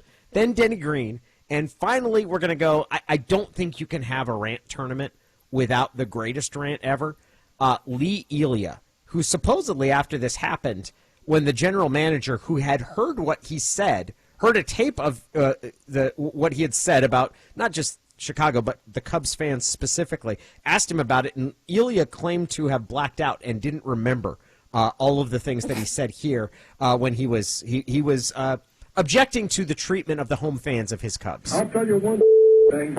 I hope we get hotter than just to stuff it up them 3,000 people that show up every day. Because if they're the real Chicago fans, they can kiss my right downtown and print it. They're really, really behind you around here. My what the am I supposed to do? Go out there and let my players get destroyed every day and be quiet about it? For the nickel-dime people that show up? The don't even work. That's why they're out of the game. They only go out and get a job and find out what it's like to go out there and a living. 85% of the world's working. The other 15 come out here.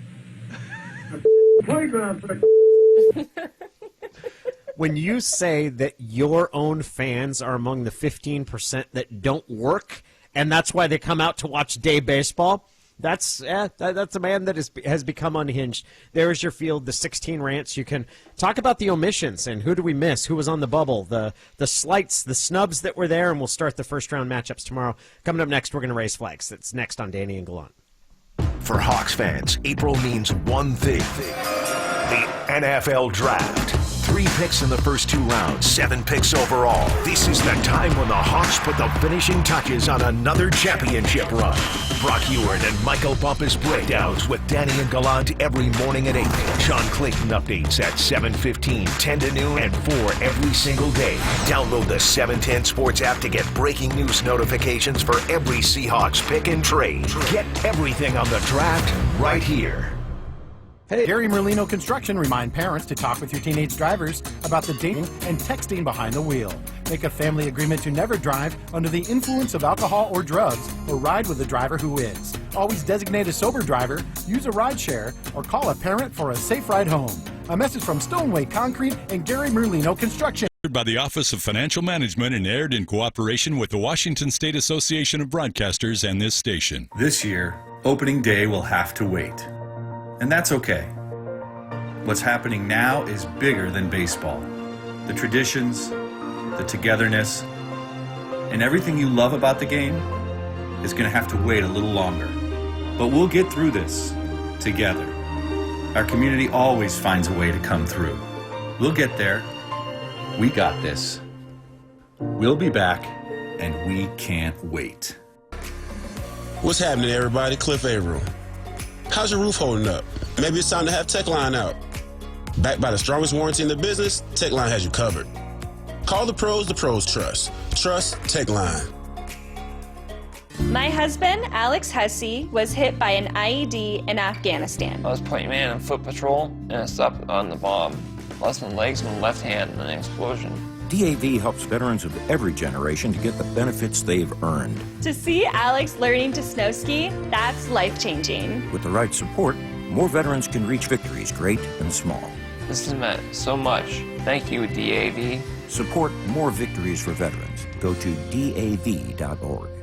710 ESPN Seattle is looking to highlight local athletes and sports teams who are affected by the COVID-19 shutdown. Share your story today on Twitter. Use the hashtag 710HometownHeroes. Stories of great sportsmanship, unique stay-at-home training regimens, the stories that inspire us to stay connected during this time of social distancing.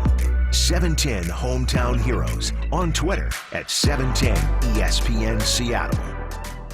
Blue Emu's deep penetrating and odor-free formula supports healthy muscles and joints. Blue Emu works fast and you won't stink. Try it today. Blue Emu. Start your legend today with RBI Baseball 20. It's fast-paced baseball action on your favorite video game system. Manage your favorite club in franchise mode. Challenge a friend in multiplayer. Or just let it rip in the Home Run Derby. All new features make the game better than ever. RBI Baseball 20. Legends start here. Out now on all major gaming platforms and mobile devices. Get your copy today wherever games are sold. Rated E. Copyright MLB. Officially licensed product of MLB Players, Inc. In Africa, 5-year-old Chiru has no choice. She and millions like her must walk miles every day for dirty water. But together, we can end their walk by providing clean water close by. Instead of spending hours walking to get water that makes them sick, girls can be in a classroom that expands their minds, and moms will gain back time to care for their families. Sons and daughters can grow up strong, finally free of sicknesses caused by dirty water. At World Vision, care about clean water runs deep. Deep enough to reach one new person with clean water every 10 seconds. Because every child, every person, everywhere deserves clean water and the chance to rise to their full potential. It's true. When you just add water, you change a life. Learn more at worldvision.org. Today, millions of people all across America are building a life in recovery from addiction and mental illness, helping themselves and helping each other, with friends, family, and community lending their strength and support. Join the Voices for Recovery. Together, we are stronger. For 24-hour free and confidential information and treatment referral for mental and substance use disorders, for you or someone you know, Call 1-800-662-HELP. Brought to you by the U.S. Department of Health and Human Services. From the pocket, and flags everywhere. Flag on the play. Now there's a flag down. Every morning at 9:45 with Danny and Gallant. Brought to you by Carter Volkswagen. If the noise persists, the defense will be charged with a timeout. Flag on the play. It is Danny and Gallant. It's time that we put together the best of the worst. We take stock of everything as it happened. Cast and I going forward. Been a fun show today. Lots of rants. Let's start with Jessamine. Jessamine, do you have a flag today? Oh, me? Yeah, thank you. I'm going to raise a flag for Quandre Diggs, who was kind enough to join us today. I love that we're able to talk to these Seahawks as they're doing their own thing to prepare for the upcoming season. And I loved his Netflix choices because they're very in line with mine. I watched Tiger King, getting very into season 3 of Ozark. So I've got that, and then also him just talking about spending so much time with his girlfriend and his daughter just made me happy to hear from him. So thank you, Quandre. You get my flag. I also like the idea of all these NFL players racing each other on Peloton. Yeah. Isn't that funny? So Yeah. Like if you could live stream that, Twitch that, I think that you've got something on your hands. Yeah, Isaiah Thomas, the cold-blooded Husky. He had one last week. I get the Peloton, man, but that bike seat ain't it, was his comment last week. Yeah. I think anybody that's ridden on a stationary bike or a bike of any kind after not riding for a while can appreciate it. Lydia. I'm going to raise a flag. This is just pandering, but to the 2012 defense, because watching that game yesterday, that was one of the most dominant defensive performances that I had seen, especially in that first half. And the Fail Mary game, of course, was our latest 710 rewind. And you kind of feel like you're watching that montage that happens in superhero movies, like as they're becoming a team. Like this is just right before they really emerge as the super dominant powerhouse. So it's fun to watch the beginnings of that. I mean, even KJ, just a monster out there. I think he led the team in tackles in that game, and it's fun. It was fun to watch. It was a really fun game. And connected to that, I saw the Pro Football Hall of Fame, Jess, you just sent this around, announced their all-decade team for 2010. Is it the 2010s, the teens? How do you even refer to that? Teens? The teens? The 10s. I like it the right? 10s. I like the 10s. Okay, the 10s. Because 10, 11, 12 aren't teens. Yeah. And it included Majority Earl wins, though. Come on. Yeah. Earl Thomas, Bobby Wagner, and Richard Sherman were all part of the all-decade team. Marshawn Lynch, the running back side. Was Russell? Should Russell have been the quarterback? It was Brady and Rodgers, which is tough to argue against. And Russell only had 8 of the 10 years, but it was interesting to see the selections. Also, possibly controversial that Cam Chancellor did not make it over either Eric Berry or Eric Weddle. Cam's a pretty good player, man. I'd take Cam over either one of those guys, and that's Same. no snub on either one of them. If I had to push one out, I'm pushing out Eric Weddle. I would agree with you. And Weddle's a good player. Cam was the enforcer of that defense. I would have taken Cam over either of those. So shout out to the 2012 defense. Paul? I'm going to raise a flag to Tom Dempsey, who's sadly passed away this weekend due to complications from the coronavirus. Tom Dempsey, for those who don't remember, for the longest time, was the record holder of the longest field goal attempt in NFL history. And what's crazy is he did it with half a foot. He was born with no toes on his right foot and no fingers on his right hand. He was nicknamed Stumpy, which is perhaps problematic in today's culture. In 1970, on November 8th, the New Orleans Saints, who he played for, were down 17-16 to the Detroit Lions with 2 seconds left. He went onto the field and remembered what Lou the Toe Groza had told him, because he didn't know how long the field goal was. Keep your head down and follow through. Here's Tom Dempsey from 63 yards away as told by Don Criqui. The longest field goal in National League history. They're sending him on with 2 seconds left. Scarpetti will hold. Here's the snap. The ball is down. Dempsey kicks. It's on the way. It is good. It's good. It's good. The Saints have won. The Saints have won. The stadium is wild. Dempsey is being mobbed. The time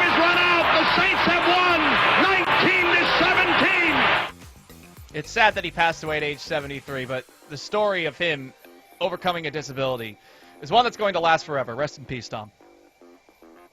Well said, Paul. My flag is going to be thrown in the Los Angeles Rams because the only thing funnier than a team spending millions of dollars to come up with a bad logo is the team then coming out and trotting out to address the fact that their logo stinks and to read mean tweets, which is what Kevin Demoff did. If anybody's seen it, it looks like an advertisement for laundry detergent. It looks like an advertisement for perhaps a toilet bowl cleaner. It does not look like something you would want to represent your franchise in the NFL. It's got a swirl that kind of is a wave, but it's a ram too. The whole thing is just bad. It's bad. It's a soft shade of blue. It's a bad shade of gold. Like, all of the different things about it are bad. And the fact that they're owning up to it and coming out and admitting just makes it even better. Just paint yourself like the Lakers. Just avoid all the confusion for all these silly LA people. They can't handle multiple teams. They can only handle the Lakers. Just trick them. And the funny thing is they might be going back to the drawing board. Would you trust the same people to decide that picked this logo? Why would you give them a second bite at the apple? It seems terrible and totally fitting for that franchise. That's going to do it for us. I want to thank Jessamine McIntyre, Lydia Cruz, and Paul Gallant, all of the effort that went into organizing our rant bracket. It was fun to talk to Quandre Diggs, the Professor John Clayton, as always, and Brock Heward with his I've got one gray hair. That's going to do it for us. He's Paul Gallant, and he's a proud Kitty Cat King. Yes, I am, and he is Danny O'Neill, and he is very comfortable taking on Brock Heward and his graying hair. So long, farewell. I'm bummed out my hair is graying already, and you'll hear us tomorrow. It was just so much fun. Everything Seahawks draft is on 710 ESPN Seattle. We bring in Jim Nagy now, executive director of the Senior Bowl, with their first pick. What do you think they could make there? I think there'll be some players there. You got guys like Marlon Davidson from Auburn, who he's the Seahawks kind of guy in terms of being versatile. He can get to the quarterback from a lot of different alignments. They got to find a way to affect the quarterback. Get notifications throughout the draft by downloading the 710 Sports app and get every minute of the draft on 710 ESPN Seattle and 710sports.com. Hey Seattle, PGA player and Washington native Joel Damon here. I want to tell you about a shoe company in Tacoma called True Linkswear. Trues are versatile enough to wear to the office and play a quick 9 after work. Check out TrueLinkswear.com. Try them risk-free for 30 days and use promo code 710 and get 10% off. This is Aaron Granillo. COVID-19 Seattle is your source for updates on how coronavirus is affecting our region and how it's affecting you each day. Find new episodes of the podcast hosted by myself and Dave Ross daily at mynorthwest.com and on the Cairo Radio app. Being in the Army National Guard is about more than serving your country. It's about being there for your community when your neighbors need you most. The Army National Guard makes college affordable, and serving part-time can help you graduate debt-free. Do you want to stay close to friends and family? The Guard allows you to serve close to home. Serving part-time in the Army National Guard lets you have the life you want. Learn more by visiting nationalguard.com. Sponsored by the Washington Army National Guard. Aired by the Washington State Association of Broadcasters and this station. Getting you through the coronavirus shutdown with Seahawks linebacker Cody Barton. My brothers, we got some dumbbells here at our house, so it'll probably just resort to us squatting each other and doing pushes with each other and just, you know what I mean? Just finding ways to work out, stay in shape. I have a schedule I follow every day, so I try to keep it normal as possible. And it's challenging now with this virus going around shutting everything down, but, I'll watch my film every day. I can still get my food that I eat every day and just try to keep it normal as possible as well. 710 ESPN Seattle. The thought of my sons growing up without me inspired me to quit smoking. I talked to my doctors, and then I threw away all my cigarettes, ashtrays, and lighters. I started exercising instead of smoking. Getting support from friends online kept me on track. Staying away from alcohol when I was first quitting was key. Instead of smoking after I ate, I'd get up and take a walk. I missed having a cigarette in my hand, so I'd hold a pen or a straw, anything. Until I knew I wouldn't give in to temptation, I spent more time with my friends who didn't smoke. I went to places that were smoke-free. I didn't stay quit the very first time I tried. I kept on trying, and I learned something each time. Do whatever it takes. No matter how many times it takes. I quit. I quit. I quit. We did it, so can you. You can quit. For free help, call 1-800-QUIT-NOW. A message from the U.S. Department of Health and Human Services and CDC. A powerful threat calls for a greater response. When there's a battle, bring strength. When there's a problem, seek answers. When there is doubt, give hope. Not tomorrow. Not in a few years. But right now. Some battles must be faced together. Cancer fighters stand up to cancer every day. And you can be part of this battle too. Visit standuptocancer.org to learn more. Together, we can save lives.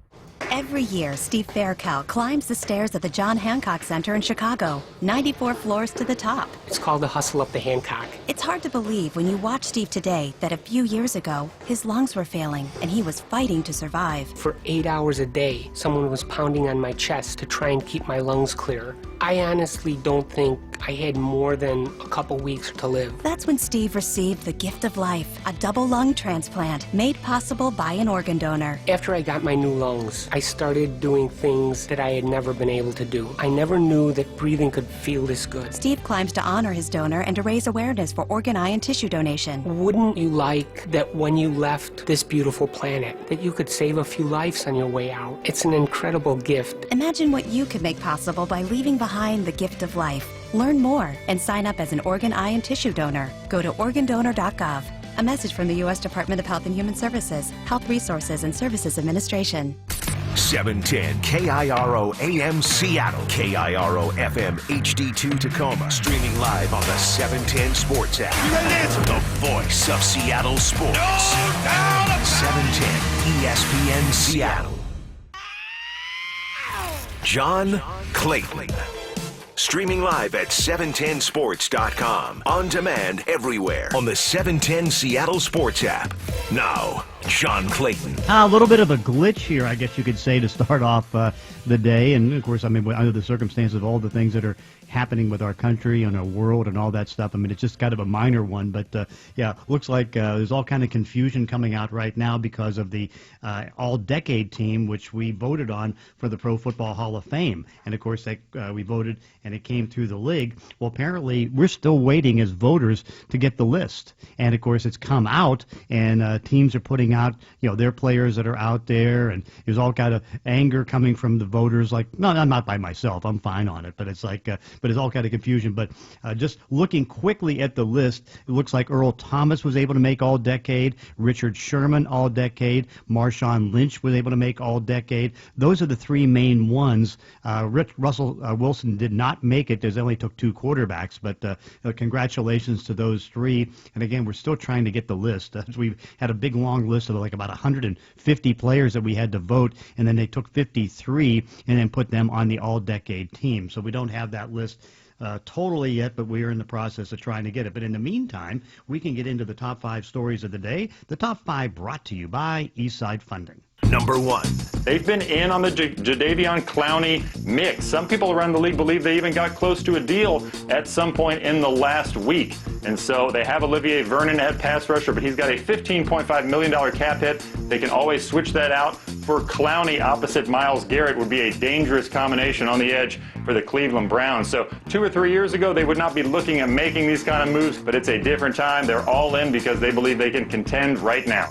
Jeremy Fowler from ESPN has been following the Clowney story, and we're going to spend a lot of time on the Clowney story over the course of the next 2 days to kind of keep you informed and give you as good of a feel as we can. And Jeremy's going to join us here at 10:30 to talk about his story and where it goes. But, you know, I know talking to different people, and I know last week, you know, the percentages of him going there aren't great. I mean, we're talking maybe 20, 25%, somewhere in that area. And there's several reasons. Now, again, here's the things going in his favor. The Cleveland Browns are a 4-3 defense. There's the thought that maybe they're a playoff caliber team. That we'll have to see. But then also, his agent is Myles Garrett's agent. So they share agents, and so it's not a matter that if Clowney would go to the Browns, Garrett's going to get upset for him coming in and making a little bit more money. The question is going to be, what is the money? And they do have to let Olivier Vernon go if indeed they do something with Clowney. Here's the other problem, the physical.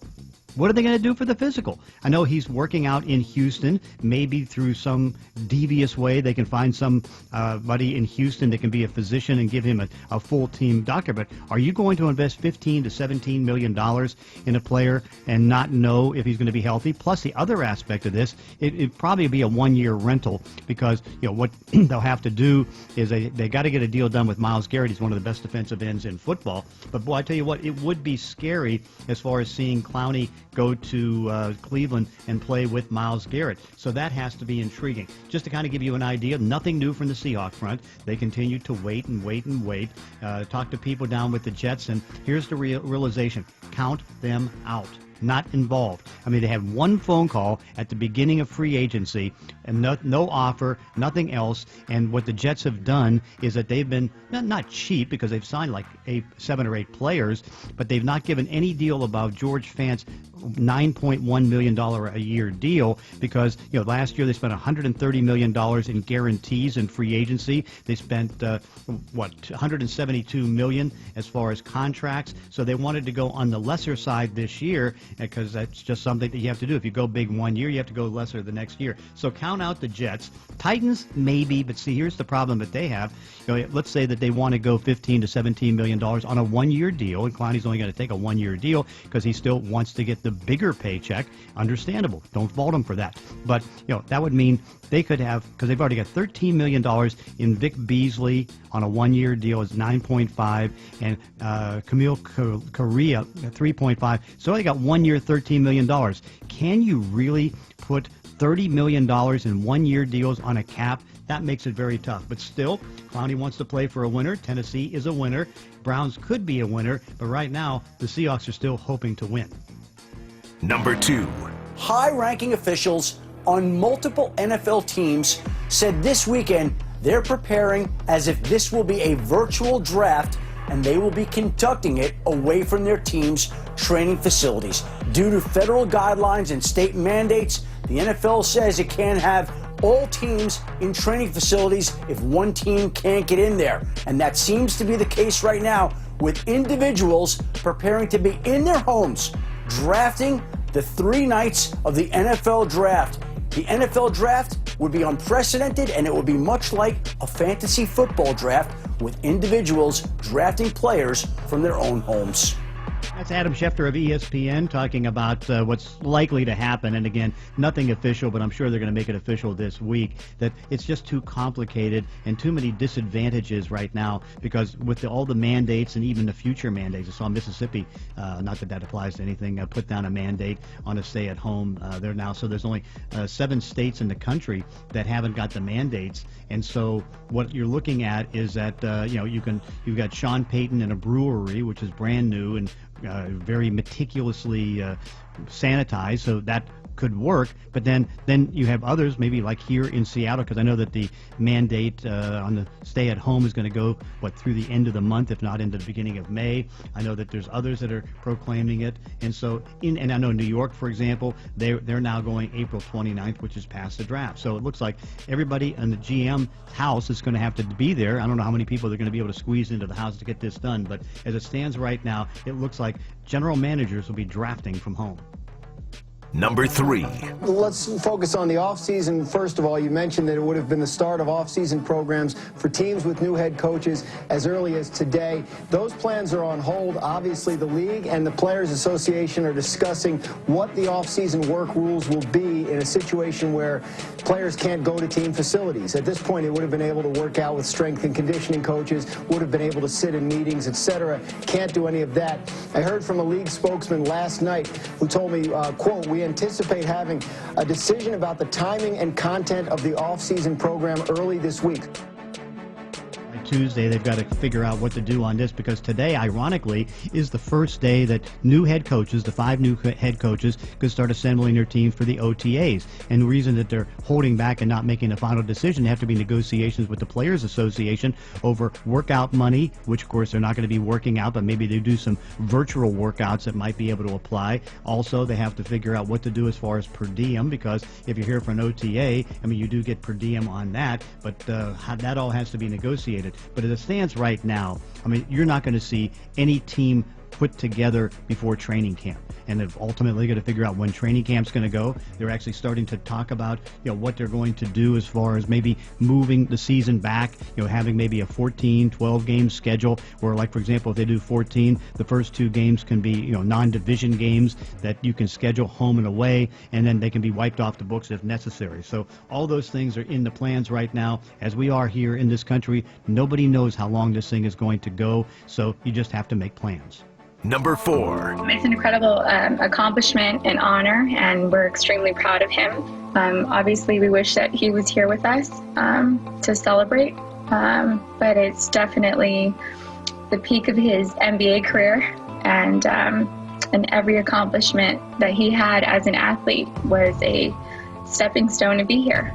So we're incredibly proud of him, and there's some solace in knowing that he was probably going to be a part of the 2020 Hall of Fame class. And that's Vanessa Bryant talking about her husband, the late Kobe Bryant, getting into the Hall of Fame with Tim Duncan and Kevin Garnett as expected. I mean, he is, they had to bend the rules to do it, and they needed to bend the rules. But what a great class that is. Kobe Bryant, Tim Duncan, and Kevin Garnett in the Pro Basketball Hall of Fame. Number 5. It is clear that the NBA is angling to set up a deal that enables them to shut the season down. Now, they don't have to do that yet, and the way they're negotiating, they're leaving themselves an option either way. But they are not having talks about how to restart the league. They are having financial talks about what would happen if the season shuts down, and I think there's a significant amount of pessimism. It's Brian Windhorst talking about the NBA being very pessimistic about having this season go, and I think that's pretty logical. There's some people thought that maybe you can delay it to August, September, whatever you can do. But right now, I mean, that's not on the main agenda for anybody other than the NBA and the NBA fans of what to do. But the season, very well might just have to start up in 2020, 2021. They have to negotiate with the players. They have to figure out the finances and the TV networks and everything else. That's just the reality of all sports. I mean, no sports are going right now. No team sports are going to go for some period of time. I mean, the NFL does have a chance, mainly because, again, they really can wait till September to start. Don't worry about the preseason. And, of course, college football, I think, very much in jeopardy, too, although there's some thoughts there that maybe they'll have the season, but it'll start sometime in January or February in the winter. So we'll see how that goes. But again, everything is being talked about as they try to figure out how to get through this very tough period of time. Hey, you can listen to the show on the 710 Sports app. It's powered by the Dubin Law Group. Coming up next, we're going to go under further review and talk about the draft. What should the Seahawks do early? We'll get into that next. It's the John Clayton Show, 710 ESPN Seattle. Getting you through the coronavirus shutdown with Mariners manager Scott Service. I'm not really concerned about anything with really any of our guys. You're kind of in your December or January of your off season. Turn your mind back into that mode and what you're doing. We'll have some time, whether it's 3 or 4 weeks of a modified spring training to get pitchers' arms built up and get our young guys going again. We will have some time, but eventually we will be back, and we've got a lot to play for. 710 ESPN Seattle. 1-877 Cars for Kids. KARS Cars for Kids. 1-877 Cars for Kids. Donate your car today. 1-877 Cars for Kids. KARS Cars for Kids. 1-877 Cars for Kids. Donate your car today. To learn more about our programs and to donate, visit us online at carsforkids.com. Remember, that's Cars with a K. Pickup is quick and easy. You'll also get a vacation voucher and maximum tax deduction.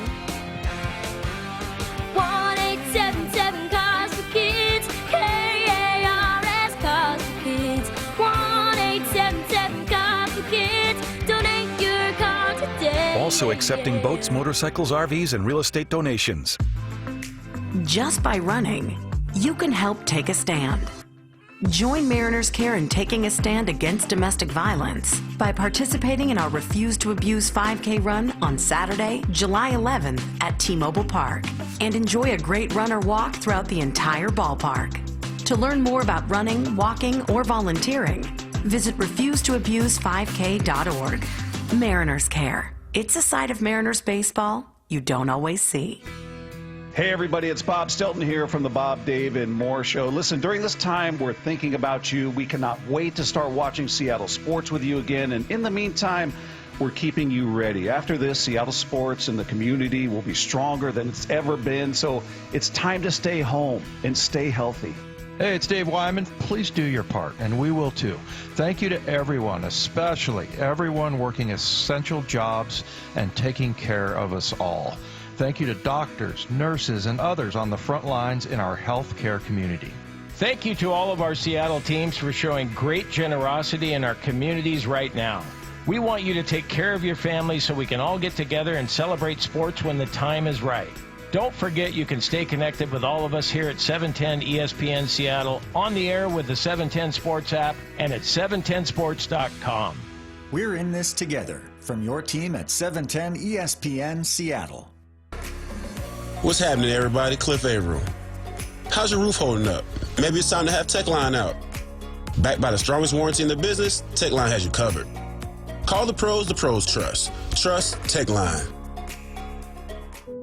This is the story of Julie Guillot. She's a Leukemia and Lymphoma Society advocate and the mother of a child who battled blood cancer. Zach was diagnosed with AML, a deadly leukemia, when he was only 5. While the treatment really attacked the cancer, unfortunately it also attacked his body. Uncontrollable fevers, terrible nosebleeds, and his skin was burned from the inside out. He died at just 9 years old, really from the treatment that was meant to save him. The Leukemia and Lymphoma Society was founded 70 years ago by parents who also lost their child to cancer.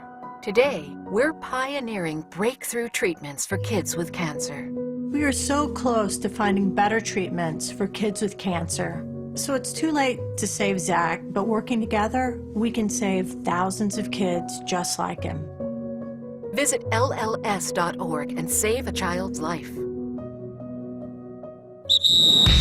Under Further Review with John Clayton. We'll review the play. Well, as it turns out, and we'll get into Under Further Review here in a second, but I guess all the complaints about not getting a release on the Hall of Fame has at least brought some impact. We officially did get the list, and there's 4 Seahawks that are on the list. 3 of them were players. The one that was I didn't know about was Pete Carroll. Pete Carroll and Bill Belichick were the 2 coaches on the all-decade team, so congratulations to Pete Carroll. But Earl Thomas was able to make it. Certainly Richard Sherman was able to make it, and Marshawn Lynch. And where this is all significant is ultimately, probably 85% of those that make the all-decade team make the Pro Football Hall of Fame. And so now what you're looking at is that, as we've been talking about for years, the thought that Marshawn Lynch is a borderline Hall of Famer, that's valid and real. Richard Sherman and Earl Thomas, part of that Legion of Boom, having the possibility of getting in there, and I think there's a good chance there. And certainly now, if we can get that coaches category, with Pete Carroll, and we know Bill Belichick's going to make it. Pete Carroll has a chance down the line to make the Pro Football Hall of Fame. So that's all, I think, a great thing, and got to be really happy about that. Okay, what also got to be happy about is trying to look and see what the Seahawks are going to do in the draft. Now, of course, it's always a mystery, and right now you don't know, for example, what's going to happen at the defensive end position, because that's going to dictate, I think, what happens in the draft. Because what'll go is that if they take care of Clowney and get him back, or take care of the defensive end position, then they're going to have the flexibility to not have to worry about taking defensive end at 27, or even taking a tackle at 27 in the first round. That would give them and John Snyder the ability to try to trade down, get more draft choices. At the moment, they have 7, and the way things are going in free agency, they're not going to have any compensatory picks coming next year, because they've signed more that count than they've lost. lost, particularly as much as it, everybody was surprised by this, but the fact that Jermaine Ifedi had to sign a minimum salary deal to go to Chicago, he doesn't count in the loss category. And so at the stands right now, the Seahawks are going to have more signed that count than not count, and so they'll be out of the compensatory picks. But again, the idea is that this team now wants to win and wants to win now and wants to get as better as they can. So they, just like he did 2 years ago, Snyder's putting all his efforts into getting the roster better as opposed to worrying about the compensatory picks. But I know that you certainly got to look in the draft, and if they stay at their picks and what they're going to do, let's hear what Brock Heward had to say when he was on Danny and Gallant.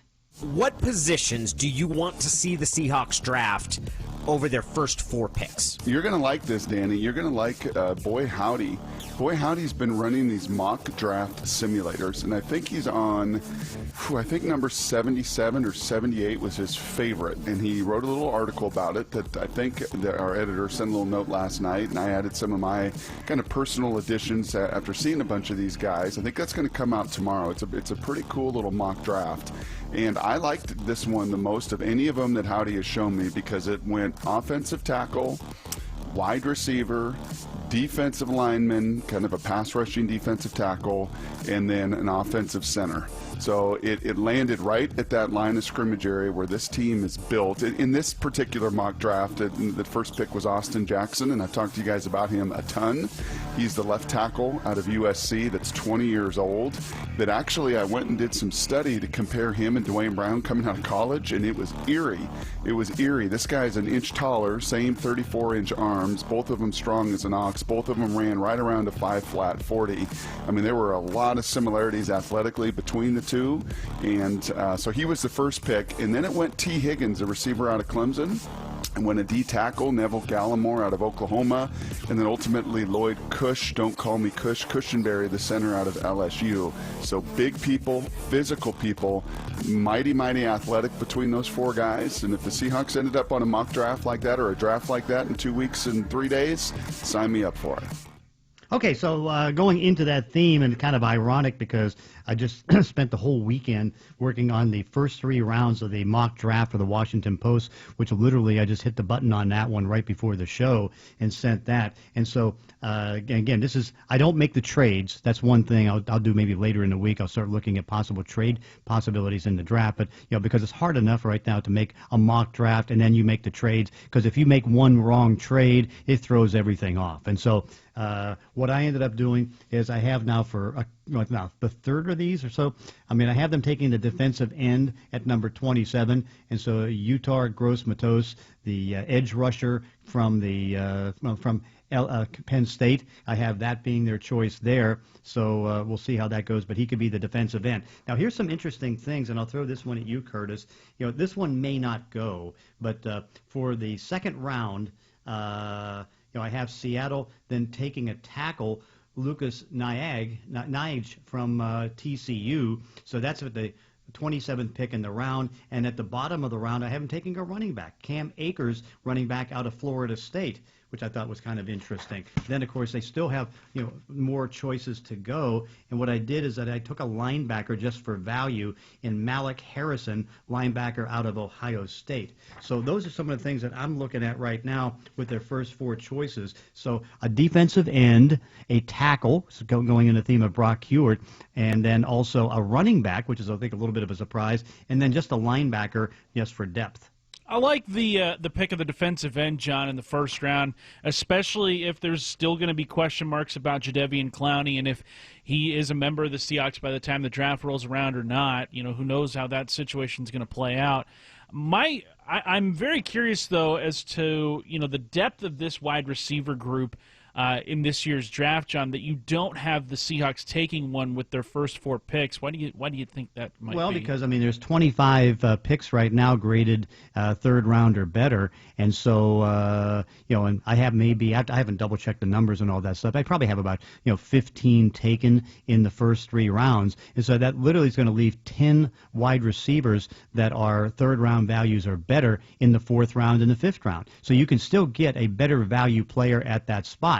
not. Now, one thing I note, and this I wanted to clear this up on Brock, because again, he makes some very valid points.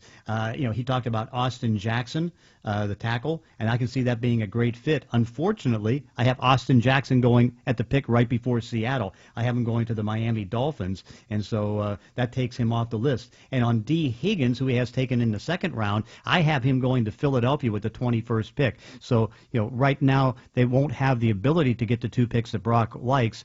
Philly, I think, does like Higgins, and Higgins will not fall into that second round that late. I can't see that happening. So to that point, but I don't know. It's like, am I goofy in thinking a second round running back? I mean, with the running back situation the way it is, that would be a consideration at 64.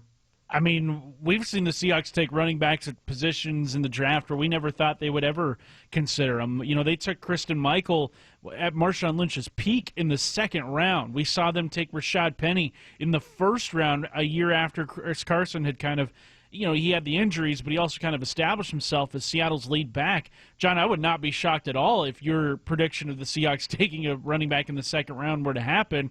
I think that would be much to the chagrin of a lot of people here in Seattle, because you've already invested a first-round pick into Rashad Penny. You've got an established starter in Chris Carson, who could very well be, what he was before his injury once he gets back and healthy. But like we've talked about, John, here on this very show, there is so much uncertainty with the Seahawks running back position and Carson and Penny. Those two guys could miss time in the regular season. Penny, I think, is more likely to miss time in the regular season based off the severity of his injury. He could be out till October, maybe even November. Who knows when he gets back. So, yeah, I would not be shocked if the Seahawks do go after a running back like you predicted in your column there. Yeah, so it's like, when you start to break it down, that's kind of where some of the running backs are going to fall, because I have running back going to Kansas City, Clyde Edwards-Helaire going right at the pick right before Seattle at Kansas City. And so, yeah, there was,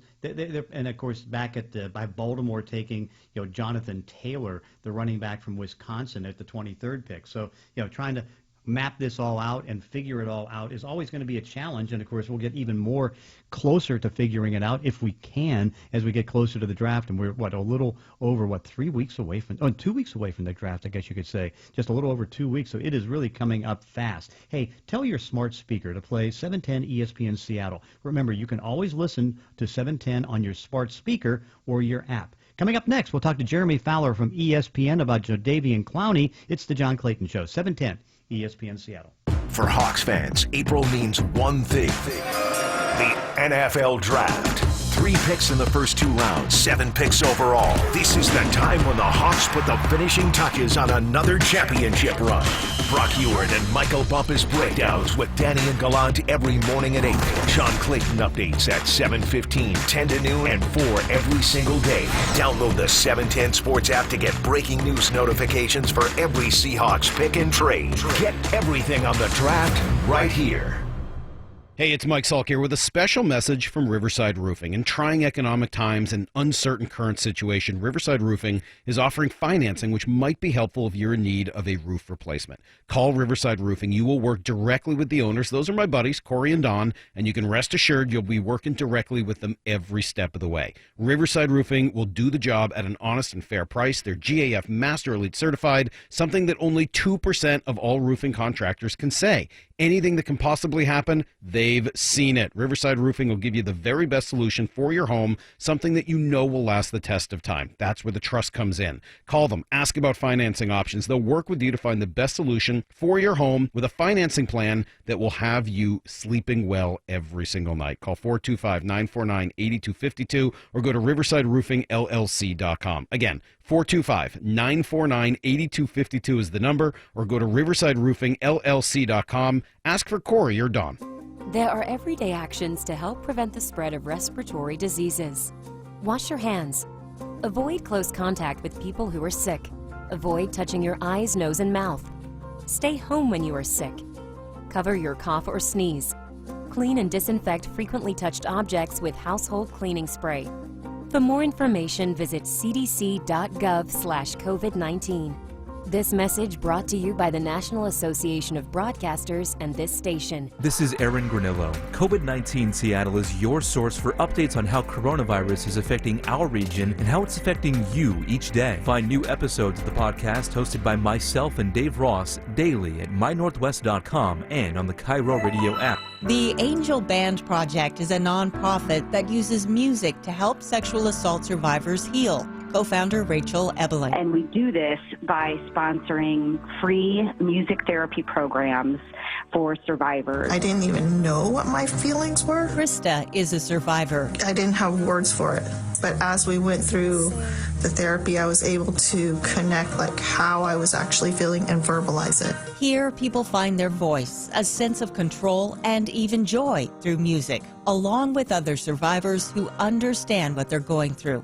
Therapist Emily Perna. It allows you to be part of a group and feel hopefully nurtured and safe without having to divulge a lot of personal information right off the bat. That's why Bonneville, Seattle, the Seattle Seahawks, Carter Subaru, Volkswagen, and now Acura are proud to honor the Angel Band Project as our charity of the month. Find out more at mynorthwest.com.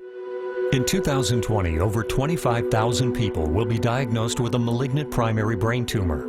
Currently, radiation and surgery are the standard options for treating these tumors with only a 35% survival rate. However, researchers at the Ben and Catherine Ivey Center for Advanced Brain Tumor Research at Swedish Medical Center in Seattle are on the verge of developing a vaccine that could virtually eradicate glioblastoma, an aggressive and common form of brain cancer. That's why we're moving forward with the Seattle Brain Cancer Walk this year by making it virtual. Join us on Facebook Sunday, May 3rd to show your support for brain cancer patients and survivors. Share your photos and comments with us and help us raise money for key research dedicated to finding a cure for cancer. Together, we can cure glioblastoma. Again, join us on Facebook at the virtual Seattle Brain Cancer Walk Sunday, May 3rd. Learn more at braincancerwalk.org. braincancerwalk.org. Now, your coronavirus news update from 97.3 Cairo FM. This is Lisa Brooks from Cairo Radio on 710 ESPN Seattle. School closures were supposed to be over soon, but many districts have already extended closures to May 4th to match the governor's extended stay-home order. The big question now is, I don't know if we're coming back to school this year. State School Superintendent Chris Rakedahl says they are worried the virus could see a second wave. Amazon just announced it's donating 8,200 laptops to Seattle Public Schools. They're designated to go to families of elementary school students who don't have access to a device needed for remote learning while the schools are closed. Nationally, the debate over using the anti-malaria drug not yet officially approved for fighting COVID-19 has erupted at the White House. Senior Trump administration advisor Peter Navarro and the president want to use the drug, even though scientists say more testing is needed before it's proven safe and effective. And the Pentagon says the number of COVID-19 cases in the active duty force topped 1,000 over the weekend. And that is the latest from Cairo Radio on 710 ESPN Seattle. For more details on the effort to protect our community, go to mynorthwest.com. This hour of the John Clayton Show is brought to you by Madden Industrial Craftsman. It's John Clayton, 2 hours every day, 10 to noon. Streaming live at 710sports.com. On demand on the 710 Seattle Sports app. And joining us on the Zeke's Pizza Hotline, Jeremy Fowler from ESPN, who has been all over the Jadeveon Clowney story. And, of course, the most recent thing is the interest of the Cleveland Browns, which has been valid for some time. Now the question is, can something be worked out? And so, Jeremy, it's like, how would you gauge the interest and the ability for the Browns to get something done with Jadeveon Clowney? Hey, John. Well, good to be with you. And, I think things are actually a little dormant right now because they heated up and then nothing got done. So they can revisit. But as far as I know, they've tried. And right now, they got close, but nothing happened. So I think it's one of those things where it's either going to be Jadeveon Clowney or Olivier Vernon, who's already on the roster, starting a pass rusher for them, and they're just going to see how this plays out. It seems to be the theme with a lot of teams, probably the Titans included, I would put in there, the Seahawks to an extent, and then the Jets. They value him, but they're not willing to go to a certain number. I think $17 million a year is probably the absolute max that some of these teams want to go, and so that's sort of been the holdup.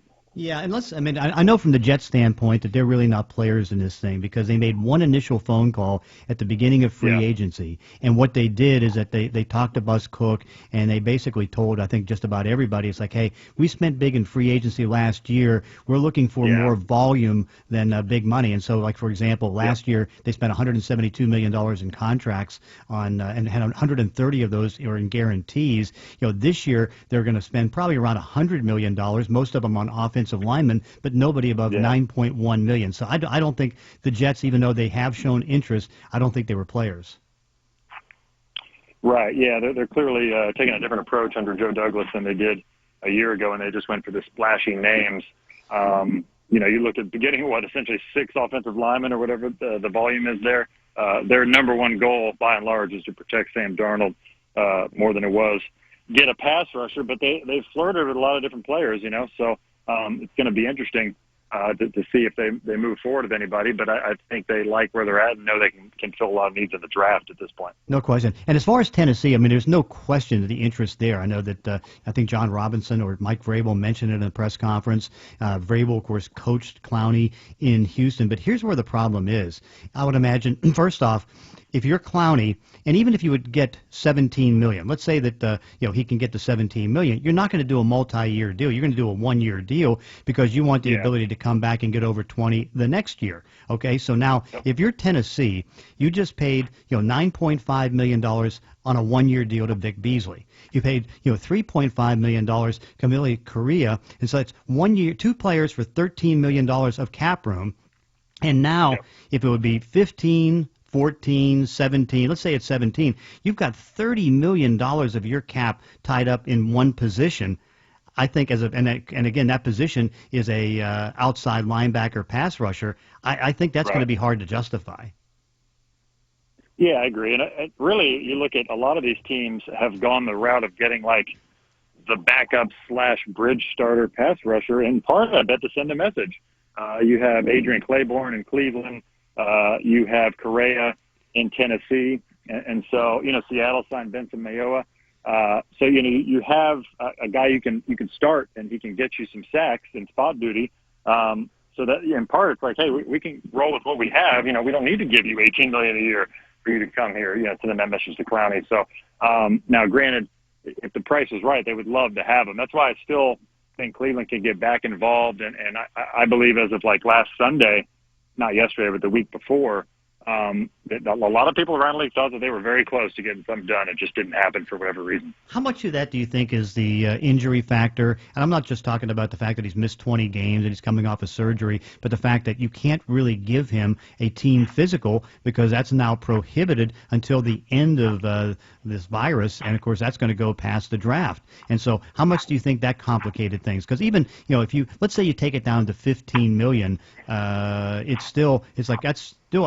that's the biggest investment that they have, and you don't have a physical. Right, and I think that's why Seattle feels like they have an advantage because they know he's medical, and from what I understand, they don't have the same problem that maybe some other teams do about his motor. You hear complaints about whether he goes every play hard enough.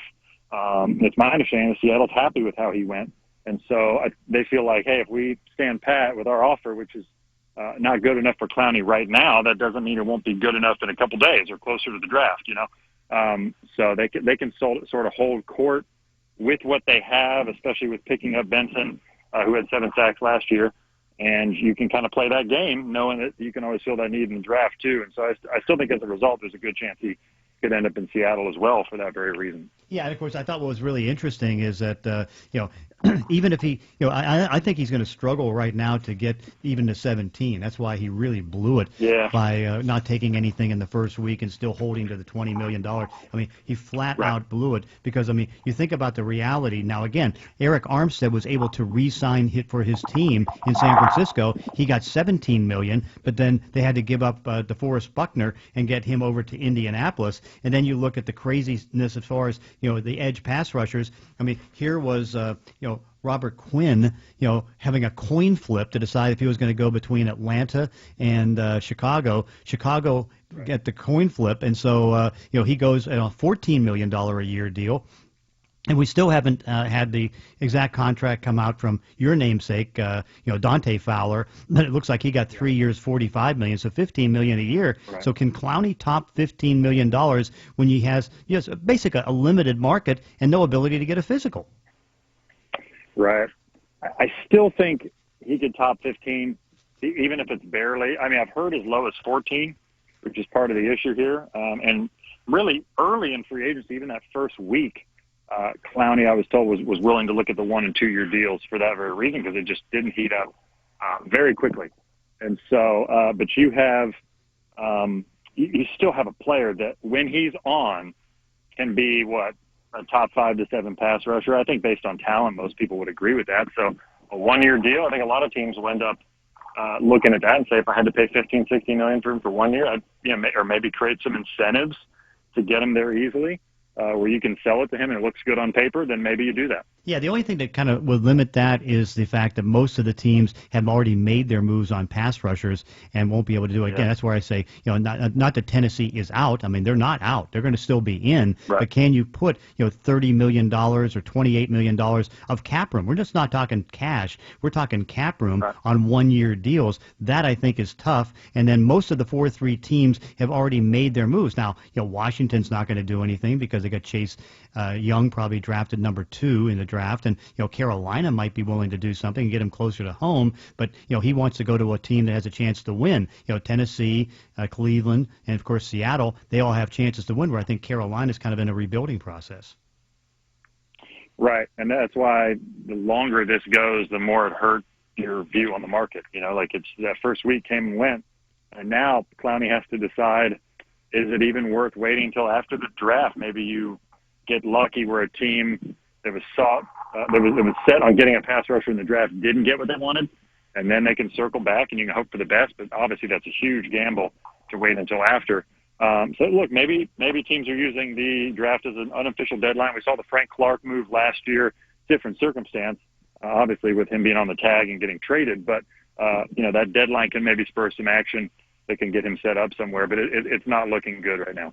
No, I would agree. I think it looks very bad for him. Again, it's like he's still going to get money. I mean, he can still get below $15 million if he stays here in Seattle.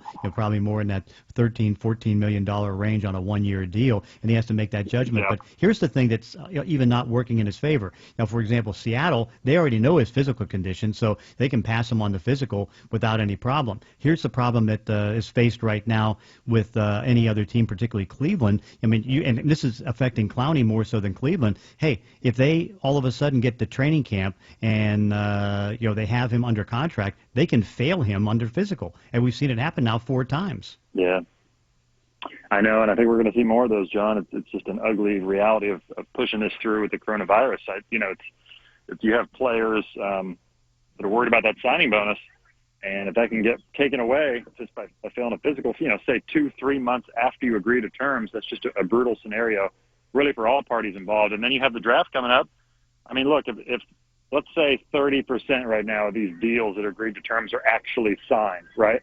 Mm-hmm. You have the 70% going into a draft where a team might find, the wide receiver they wanted, and then they can just say, well, I'm going to move on from the guy I just agreed to terms with in free agency. Now, you would hope teams wouldn't do that, but this is the NFL, and I think everybody's smart enough to know that can happen. So there's a huge ripple effect here on what's happened with the virus, and it's not going to end anytime soon. No, and then finally, how do you assess what's going to end up happening with a couple of the franchise tag guys, Matthew Judon and Yannick Ngakoue? Yeah. So I think there'll be some trade movement closer to the draft, similar to what we saw last year. But here's the thing, right? We're talking about Clowney. I don't necessarily think Yannick Ngakoue is twice the player Clowney is or anything like that. I know he's a good pass rusher, but I wouldn't say he's dominant every down. So do you give up a first-round pick and give him a $20 million a year deal, similar to Frank Clark in a uncertain climate where owners are probably losing a little bit of money right now? I don't know. I think there are some factors that could affect the trade market. I know the Ravens want a lot for Matthew Judon, and I don't know if they're going to get it. And so if they don't, I think they'll hold pat on that. But they're going to at least try to trade him. And Jacksonville's backed in a corner. I mean, Ngakoue every day is putting something on social media trying to get himself traded. And they're clearly loading up on draft picks and would have no problem doing that for the right price. I just don't know if a team's going to give up a first-rounder and change for him right now. I just don't know if he's that dominant. Okay. Hey, Jeremy Fowler, great stuff. And, of course, keep up the good work on Clowney and everything else. And, of course, stay at home and be safe. Thanks for joining us on the Zeke's Pizza Hotline. Hey, anytime, John. Appreciate you having me. Okay, and of course, hey, be sure to check out the Professor's Notes on 710sports.com. The Professor's Notes are brought to you by Infinity of Tacoma at Fife. Coming up, we go behind the lines, and again, we're going to review the all-decade team along with everything else. And actually, there's another Seahawk that made it. Bobby Wagner made it. So now 4 players and Pete Carroll all on the all-decade team. Pretty impressive. It's the John Clayton Show, 710 ESPN Seattle. For Hawks fans, April means one thing. The NFL Draft. 3 picks in the first 2 rounds, 7 picks overall. This is the time when the Hawks put the finishing touches on another championship run. Brock Ewart and Michael Bumpus breakdowns with Danny and Gallant every morning at 8. John Clayton updates at 7:15, 10 to noon, and 4 every single day. Download the 710 Sports app to get breaking news notifications for every Seahawks pick and trade. Get everything on the draft right here. Hey there, this is Jessamine McIntyre from Danny and Gallant. During this time, we're thinking about you and can't wait to start watching Seattle sports with you again. It's time to stay home and stay healthy. Please do your part, and we will too. Thank you to everyone working essential jobs and taking care of us all. We want you to take care of your families so we can all get together and celebrate sports when the time is right. Don't forget you can stay connected with all of us here at 710 ESPN Seattle, on the air with the 710 Sports app and at 710sports.com. Start your legend today with RBI Baseball 20. It's fast-paced baseball action on your favorite video game system. Manage your favorite club in franchise mode, challenge a friend in multiplayer, or just let it rip in the Home Run Derby. All new features make the game better than ever. RBI Baseball 20. Legends start here. Out now on all major gaming platforms and mobile devices. Get your copy today wherever games are sold. Rated E. Copyright MLB. Officially licensed product of MLB Players, Inc. My husband is a wonderful man. He's a great father, funny and loving, when he's not drinking. When he drinks, he becomes a complete stranger, angry and mean. Not the man I fell in love with. I've become really good at pretending everything's okay for the kids' sake, but it's taking a toll on me. I'm so angry that my husband chooses alcohol over us. If he really loved us, he'd stop drinking, right? My counselor suggested I try Al-Anon family groups. At first, I didn't understand why she wanted me to go. I'm not the one with the problem, but I'm glad I went. I heard people's stories, and they sound exactly like mine. I knew I was in the right place. Do you worry about how much someone drinks? You are not alone. Al-Anon or Alateen can help. For more information, call 1-866-200-0033 or visit alanon.org/hope. Chris Domine is a husband and a father. Chris is an athlete. Chris is even an Ironman. But 10 years ago, Chris was facing a very different story because his kidneys were failing. Basically, the doctor said, if you don't get a kidney transplant and if you don't do dialysis, you are going to die. Fortunately, Chris received a second chance at life, made possible by an organ donor. You know, your well-being changes from loss of hope to better times ahead. More than 100 million people in America are registered organ, eye, and tissue donors. People of every age and ethnicity, because they believe it's the right thing to do. Imagine what you can make possible by leaving behind the gift of life. Learn more and sign up as an organ, eye, and tissue donor. Go to organdonor.gov. A message from the U.S. Department of Health and Human Services, Health Resources and Services Administration. A powerful threat calls for a greater response. When there's a battle, bring strength. When there's a problem, seek answers. When there is doubt, give hope. Not tomorrow. Not in a few years. But right now. Some battles must be faced together. cancer fighters stand up to cancer every day. And you can be part of this battle too. Visit standuptocancer.org to learn more. Together, we can save lives. Albertson Safeway employees are heroes working to provide food for our community. Because of you, Power Crunch is able to offer their super protein to families during this time. Thank you from the people at Power Crunch. John Clayton. 2 hours every day, 10 to noon. On demand with the 710 Seattle Sports app. Well, of course, what you're looking at is that the Pro Football Hall of Fame and the NFL put out the All-Decade team today. It's voted on by us 48 members and others on the Pro Football Hall of Fame Selection Committee, and very interesting to see. And as we mentioned, 5 Seahawks ended up making it. Pete Carroll being the coach, and then Bobby Wagner, Earl Thomas, Richard Sherman.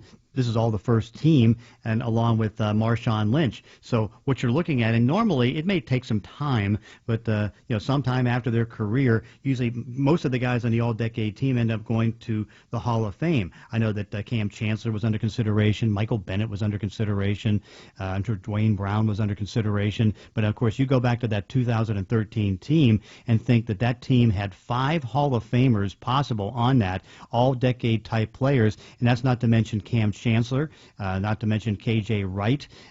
Pretty good group. But I think the most impressive thing is that 5 did make it to the end, including Pete Carroll. Curtis. Yeah, you look at the All-Decade team. You've got Marshawn Lynch at running back. The 3 defensive players: Sherman, Thomas, Bobby Wagner. All 4 of those guys, I think, very deserving. But you mentioned Cam Chancellor, and I think that's the one player that a lot of Seahawks fans right now have questions as to why he didn't make it. There's Eric Weddle on the team, Eric Berry, both those guys very deserving as well. But did Cam Chancellor's, short playing career factor into the reason why he was left off of the All-Decade team? Yeah, I think that's for the most part. And, the fact that they only took 3 safeties. Now, I know I had him voted in there. It's like I was just looking at my old ballot that I submitted, and because what we had to do, at least at the safety position, we voted for 3. So the 3 that I voted for was Earl Thomas, Eric Berry, and Cam Chancellor. And a guy that totally got ignored is Harrison Smith of the Minnesota Vikings. That, I think, is a little bit of a surprise because he's been a Pro Bowler for the longest time. But the 3 that I voted for, I guess apparently trumped by Eric Weddle. But I did vote for Berry. I voted for Thomas. The cornerback position. It's funny on defense because I was just doing this during the break. I was checking off the ones that I voted for, and I was hitting on more on the defensive side. Like for example, I voted for Calais Campbell as defensive end, Cameron Jordan, and Julius Peppers, along with J.J. Watt. They all made it. I have Fletcher Cox, Aaron Donald. I voted for defensive tackle Geno Atkins, and Ndamukong Suh was one I didn't vote for, but I can see he justified in being in there. At the linebacker position, Chandler Jones, Luke Kuechly, Khalil Mack, Von Miller, Bobby Wagner, 5 out of 6 because I had a second round ballot on Patrick Willis. Cornerbacks all turned out right. Patrick Peterson, Darrelle Revis, and Richard Sherman. Eric Berry and Thomas. On the other side, I didn't vote for. I had a second-round vote for Weddle. Chris Harris, I didn't have a first-round vote as a defensive back. And then Tyrone Matthews, I did have a vote. So that kind of sums up the defense. So I think I was okay on the defensive side. Yeah, on the offensive side, a text coming in on the text line 710-710 from the 253. They want to know why was Aaron Rodgers selected over Drew Brees? Good question. I know that, I think what it comes down to is that I know when I was always doing my quarterback elite ratings, I always had Roger. It was either Tom Brady, Aaron Rodgers, Tom Brady. And so normally I would have Drew Brees with Russell Wilson in that 5 and 6 category. I would have, whoever the quarterback MVP was at the number 4 spot. If it was like Matt Ryan when he won it as an MVP, Cam Newton and all those guys. So that would be like number 4, and then Ben Roethlisberger I would have number 3. But again, what you're looking at is that both in the case of Brady and also Aaron Rodgers, they served the whole decade. They did such a great job during that whole decade. And, Tom Brady being the greatest of all time, that was logical. But I think in the case of Drew Brees, probably what hurt him, even though it shouldn't have, and he's still going to make the Hall of Fame. Let's let's not mince any words there. But I figured he figures a few votes because he had the 3 years where he went 7-9. Now, that wasn't his fault. The defense was giving up 28 and 29 points a game. But when you have back-to-back-to-back losing seasons, that takes you a little bit away from all decade. Yeah. Also, on the offensive side of the ball, a name that Seahawks fans probably are torn about on the tight end spot, Jimmy Graham, who had a tremendous start to this decade with the New Orleans Saints. Didn't have the level of production that he had with New Orleans here in Seattle, and then he goes on and has a couple forgettable years with Green Bay. Rob Gronkowski, Travis Kelce, the two tight ends picked to the all-decade team of the 2010s. Where did you have Jimmy Graham on your ballot, John? What I did, I voted for Gronk and I voted for Jason Witten because, again, he served the whole decade. And then I had, with second-team selections, I had Jimmy Graham and Travis Kelce. So what I did is, and again, you look at the fact that both Gronk, Witten, Kelce, Graham all went to 5 Pro Bowls, and that's during that decade. That of course gave me the impetus right now. But I had Jimmy Graham basically as the number 3 tight end, and unfortunately only 2 were able to make it. Of the guys that did make it, John, do you think there are any that you view as, I guess, not mistakes, but guys who you would not have picked on your ballot? No, because I mean every player that I didn't have as first team, I had on second team, so it was kind of like a preference. And sometimes, like for example, I had Travis Kelce second team, I had Joe Staley second team, I had Logan Mankins second team, Alex Mack I had second team, Marquise Pouncey I definitely voted for, so I was okay on that. And then Marshawn I had first team, LaShawn McCoy first team. It was kind of interesting when you look at the running back position. Here's the all-decade team and not one new running back. I mean, Marshawn Lynch, LaShawn McCoy, Adrian Peterson, and then as a flex position guy, Darren Sproles, all came from before 2010. How weird is that? That is bizarre. Bruce Feldman of Fox Sports, he tweeted out that there were 8 unanimous selections to the all-decade team. Tom Brady, Aaron Donald, Von Miller, Adrian Peterson, Joe Thomas, Marshall Yanda, Justin Tucker, and J.J. Watt. John, of the Seahawks that made the all-decade team, which do you think was very surprising to you that did not receive a unanimous selection? Nobody really. I mean, I think that it pretty well goes in. Maybe from like the Bobby Wagner one, that could be. Earl Thomas should have probably been unanimous. Because again, it's like they both came in 2000. He and Eric Berry came in 2010 and were stars from the very beginning. So maybe you can say Earl Thomas, Richard Sherman, of course didn't make it, but again he wasn't unanimous. But that's like anything else. I mean, you're voting for Patrick Peterson or whatever. We were allowed on the cornerback position to vote for only 3, and so that's probably because I went Sherman, Peterson, and Revis. Those were my 3, with Gilmore, Champ Bailey, and Aqib Talib being second team. Wow, yeah. Interesting, but that's kind of. But again, I think the list looks pretty good. I have no major complaints with the list other than the fact they didn't get us to it before they got us to the teams, and we're having to wait, and I'm scrambling, before the start of the show to see who's in. But again, 4 Seahawks players able to make it: Bobby Wagner, Earl Thomas, Richard Sherman, Marshawn Lynch, and Pete Carroll, all deserving congratulations. Coming up next, we'll talk to Bob Condotta, the Seattle Times. It's the John Clayton Show, 710 ESPN Seattle. Everything Seahawks draft is on 710 ESPN Seattle. We bring in Jim Nagy now, Executive Director of the Senior Bowl, with their first pick. What do you think they could make there? I think there'll be some players there. We've got guys like Marlon Davidson from Auburn, who he's the Seahawks kind of guy in terms of being versatile. He can get to the quarterback from a lot of different alignments. They got to find a way to affect the quarterback. Get notifications throughout the draft by downloading the 710 Sports app and get every minute of the draft on 710 ESPN Seattle and 710sports.com. Primary Residential Mortgage knows home buyers want to take advantage of every opportunity they can. More than just a mortgage. Primary Residential Mortgage.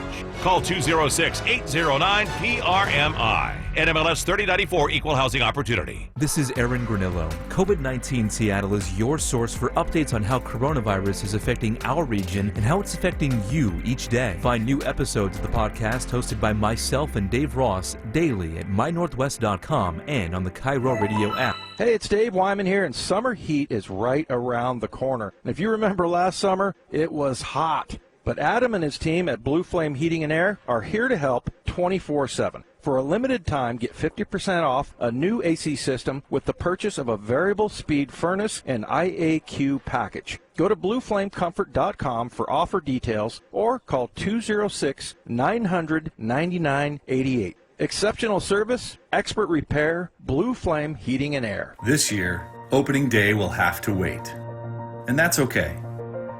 What's happening now is bigger than baseball.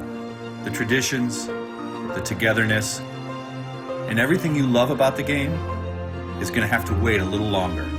But we'll get through this together. Our community always finds a way to come through. We'll get there. We got this. We'll be back, and we can't wait. Wake up and text. Text and eat. Text and catch the bus. Text and miss your stop. Wait. Text and be late to work. Sorry, I'm late. Text and work. Text and pretend to work. Text and act surprised when someone calls you out for not working. Who, me? Text and meet up with a friend you haven't seen in forever. Hi. Oh, hey. Text and complain that they're on their phone the whole time. Text and listen to them complain that you're on your phone the whole time. Text and whatever. But when you get behind the wheel, give your phone to a passenger. Put it in the glove box. Just don't text and drive. Visit StopTextsStopWrecks.org. A public service announcement brought to you by the National Highway Traffic Safety Administration and the Ad Council. In Africa, 5-year-old Chiru has no choice. She and millions like her must walk miles every day for dirty water. But together, we can end their walk by providing clean water close by. Instead of spending hours walking to get water that makes them sick, girls can be in a classroom that expands their minds, and moms will gain back time to care for their families. Sons and daughters can grow up strong, finally free of sicknesses caused by dirty water. At World Vision, care about clean water runs deep. Deep enough to reach one new person with clean water every 10 seconds. Because every child, every person, everywhere deserves clean water and the chance to rise to their full potential. It's true. When you just add water, you change a life. Learn more at worldvision.org. Because of COVID-19, the needs of the most vulnerable people in our community are increasing, and that group of people is growing rapidly. United Way of King County is working to get immediate help to people experiencing the economic fallout from the pandemic, especially those most affected because of racial and economic inequities. Find information on available help and how you can give at uwkc.org/COVID-19-help. There are everyday actions to help prevent the spread of respiratory diseases. Wash your hands. Avoid close contact with people who are sick. Avoid touching your eyes, nose, and mouth. Stay home when you are sick. Cover your cough or sneeze. Clean and disinfect frequently touched objects with household cleaning spray. For more information, visit cdc.gov/COVID-19. This message brought to you by the National Association of Broadcasters and this station. 710 KIRO AM Seattle, KIRO FM HD2 Tacoma, streaming live on the 710 Sports app. The voice of Seattle sports. 710 ESPN Seattle. This hour of the John Clayton Show is brought to you by Muckleshoot Casino. John Clayton. Streaming live at 710sports.com. On demand everywhere on the 710 Seattle Sports app. Now, John Clayton. And joining us in Zeke's Pizza Hotline is Bob Condotta, the Seattle Times, and so plenty to talk about. But before we get into the Clowney stuff, just going to a little diversion, what's your thoughts on us from the Pro Football Hall of Fame voters getting 4 Seahawk players, Bobby Wagner, Earl Thomas, Richard Sherman, Marshawn Lynch, in the Hall of Fame, or at least on the all-decade team, along with Pete Carroll, 5 that were all instrumental in building this program up, all getting all-decade. Yeah, you forgot Jari Evans, so I did, former yeah. Seahawk. But yeah, no, it seems to, for sure it's deserving, and a great honor for the Legion of Boom. And I need to go back and check and see if there's any. You would probably know this. If there's just kind of getting my first look at it this morning, but if there's any other defense that had 3 players that played that long together, that any other team that had 3 players from just the defense that played that long, I don't think so. So I'm assuming, I think people will look back at that team and view this team as sort of a fair representation of that. I know a lot of people thought Cam Chancellor, disappointed maybe that he didn't make it. You go back and look at the other safeties that are on it. It's certainly hard to argue that those safeties didn't deserve inclusion on it. So I don't know if they could have carved out a way to just add Cam as a 5th guy of those safeties that made it. But that would be the one disappointment, I guess. And the quarterbacks, boy, that's a tough one. But Russell Wilson played as well, I think, as any quarterback in the decade. But it's really hard to argue Tom Brady and Aaron Rodgers. Yeah, of course. I mean, it looks like the Arizona Cardinals technically had 4 because they were able to get Chandler Jones made it. We got Tyrann Mathieu, who had a cup of coffee there. He made it. Patrick Peterson ended up making it. I guess maybe it's only 3 there, but Chandler Jones, Peterson, and that. So it kind of tied them in the division. But to have 3 like that is pretty impressive. And really, I know Cam was close because what we had to vote on was like about 4 safeties, and I had Cam over Weddle, and Weddle ended up slipping in. But I'm sure that when they go through and see the final tally, that Cam probably was like 4th because they only took 3 of the 4 that we voted on.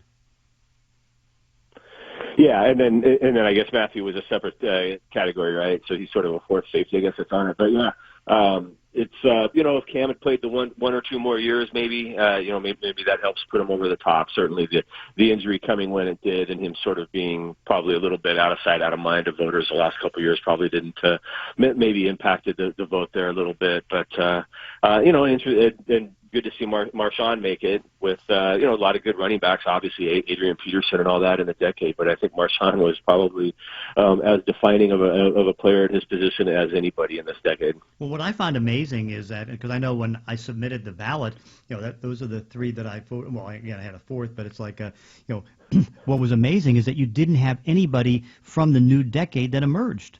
I mean, Adrian Peterson, what was he, the 2006 draft? Marshawn Lynch, I think, 2008? Shady McCoy, he was, before 2010. And so it's like, whoa, what happened to the guys this decade that couldn't beat any of these guys out? Yeah, that's a good point. I hadn't even thought about that, but you're right. Maybe it's just the way the game's going a little bit with the emphasis on maybe the increasing emphasis on the passing game, or just guys being used a little bit differently. Or you're right, nobody's really. I'd have to go back and look real fast through all the drafts, first round, the early round running back draft picks, and kind of see what happened there. But yeah, that's an interesting point that nobody'd really stepped forward like that. And conversely, I mean, that's where quarterback. There's probably there's a whole ton of quarterbacks. I mean, obviously guys like Patrick Mahomes and Lamar Jackson didn't play enough in this decade, but I mean, when you look forward going in the next decade, you've got what will probably be an awful lot of quarterbacks that will have a chance to make a team like that. Yeah, and of course, I mean, back to the running back thing, my 4th running back, which I had first team voting, was Frank Gore, again, somebody from before 2010, and then the ones from this decade, I had actually 2 out of 4. Le'Veon Bell and Ezekiel Elliott. Matt Forte was 2008, and Jamal Charles. So those are my second round. But it's fascinating, and again, glad they finally got us the release so we can actually study it. They got it to us, got the teams, and the teams are putting it out before we even had a chance to look at it. But a little bit of a glitch there. All right, as far as glitch, where do you think things stand right now with the Cleveland Browns and Jadeveon Clowney? Well, I mean, I think everything's probably just in a little bit of a holding pattern, it seems. I mean, it seems like teams have talked to them and have given offers, and that's sort of where it is. I don't know if there's, or if there is, I haven't heard of it anyway in the last couple of days. That much active negotiation, but these things can always change in a heartbeat. But I mean, it sort of sounds like maybe Cleveland gave him, talked to him and gave him some offers, and that's where it stands right now. And I think that's where it stands with Seattle. And everybody has sort of indicated Clowney may be willing to be pretty patient on this and wait things out for a while and see if the the COVID outbreak we're all going through clears up and allows them to take some physicals and things like that, or maybe just see, closer to the draft or after the draft if teams' needs change in some way and somebody suddenly decides they want them in some manner. So it just kind of seems like there's maybe not as much going on there as you think there would be. Yeah, of course. I mean, that's the thing. Like, for example, with the Jets, I mean, the Jets story is, and this is all now verified, is that they've only made one phone call to him, and that was very much at the beginning, and pretty much they told all agents that they weren't going to be bidding big on any free agents. I mean, for example, George Fant ended up becoming the highest paid of the guys that they signed at $9.1 million. Then they paid $9 million for Connor McGovern, the center, and after that, everything down low above all that. So they weren't going to go even to $14 to $15 million for one, so they were out of the mix.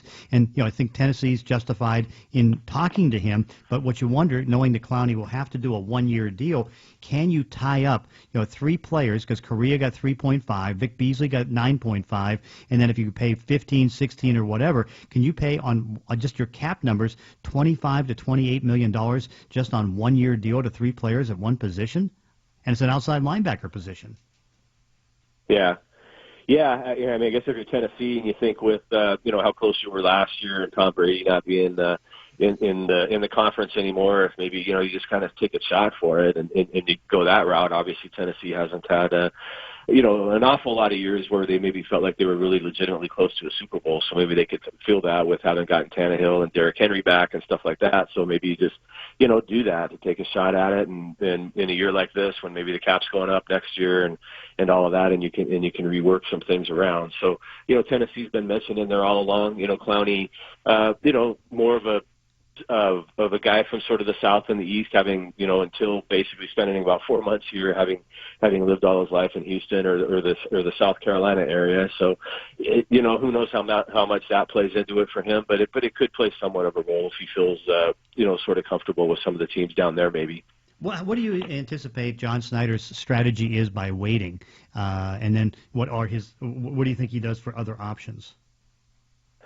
Well, I mean, I think part of I think they've always, I think especially the last few years, I think they've wanted to be a little bit more of, we're setting a value, we're giving you an offer, and that's sort of it. And I don't know how much, in a lot of the deals that they've had through the years, have had a whole lot of real negotiating and wanting to go up just because the player and his agent want some more money. And, so I think some of it is that. I think they've had some success with kind of, that's sort of what led to the Frank Clark thing last year, where they sort of set a value on him when the market went a little higher than it did. They sort of, they had tagged Frank so they could keep him, but then they, waited around a little bit, were able to make the trade, and through an awful lot of machinations that happened that basically replaced Frank with Jadeveon Clowney while saving a lot of money in the process and getting some higher draft picks out of it all. And I think they always just sort of play it that way instead of just sort of making the first panic move of we got to keep this guy at no matter what it costs. And if, inevitably if you do that every single time, you end up having,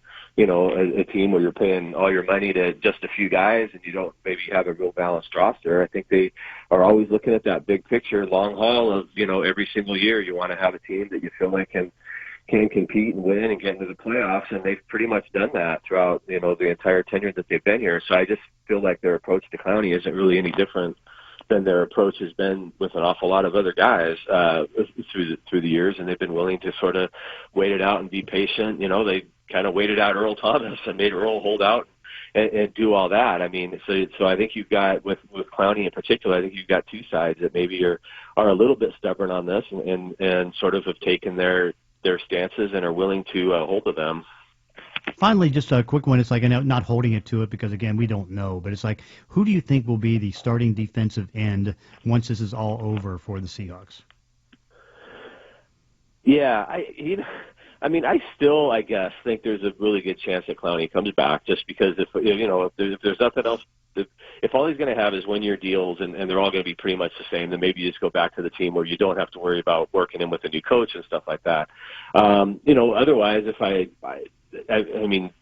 think they're going to draft somebody pretty high too. So I think they're going to attack it in the draft. So I think there's someone there that we don't know who it's going to be.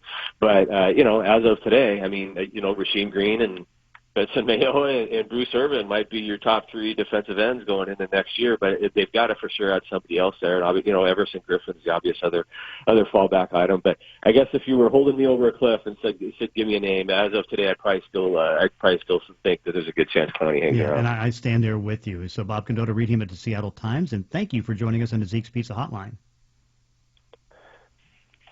And, of course, you can listen to the show via the 710 Sports app. It's powered by the Dubin Law Group. Coming up next, we'll get out the report card. It's the John Clayton Show, 710 ESPN Seattle. Getting you through the coronavirus shutdown with Seahawks linebacker Cody Barton. Me and my brothers, we got some dumbbells here at our house, and so it'll probably just resort to us squatting each other and doing pushes with each other and just, you know what I mean? Just finding ways to work out, stay in shape. I have a schedule I follow every day, so I try to keep it normal as possible. And it's challenging now with this virus going around and shutting everything down, but, I'll watch my film every day. I can still get my food that I eat every day and just try to keep it as normal as possible.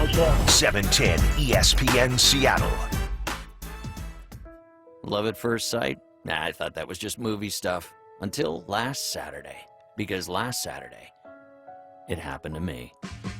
Aaron's delivered my brand new Samsung refrigerator. With built-in ice maker, affordable payments, no credit hassles. And now I know what love looks like. What's it look like? And sounds like, too. Oh, listen to that. Rent a home that's easy, beautiful, and affordable. Aaron's for your happy place. I'm not a big talker. I am a big doer. But sometimes the only way to solve the problem is to get on the horn and figure it out. So the only people I like talking to? Grainger. With knowledgeable product experts, ready with the answers to my toughest questions, calling Grainger is the one conversation I don't mind having. From machining and motor parts to valves and vacuum pumps. When it comes to solving my problems, Grainger's got my back. Call, click Grainger.com, or stop by to see for yourself. Grainger. For the ones who get it done.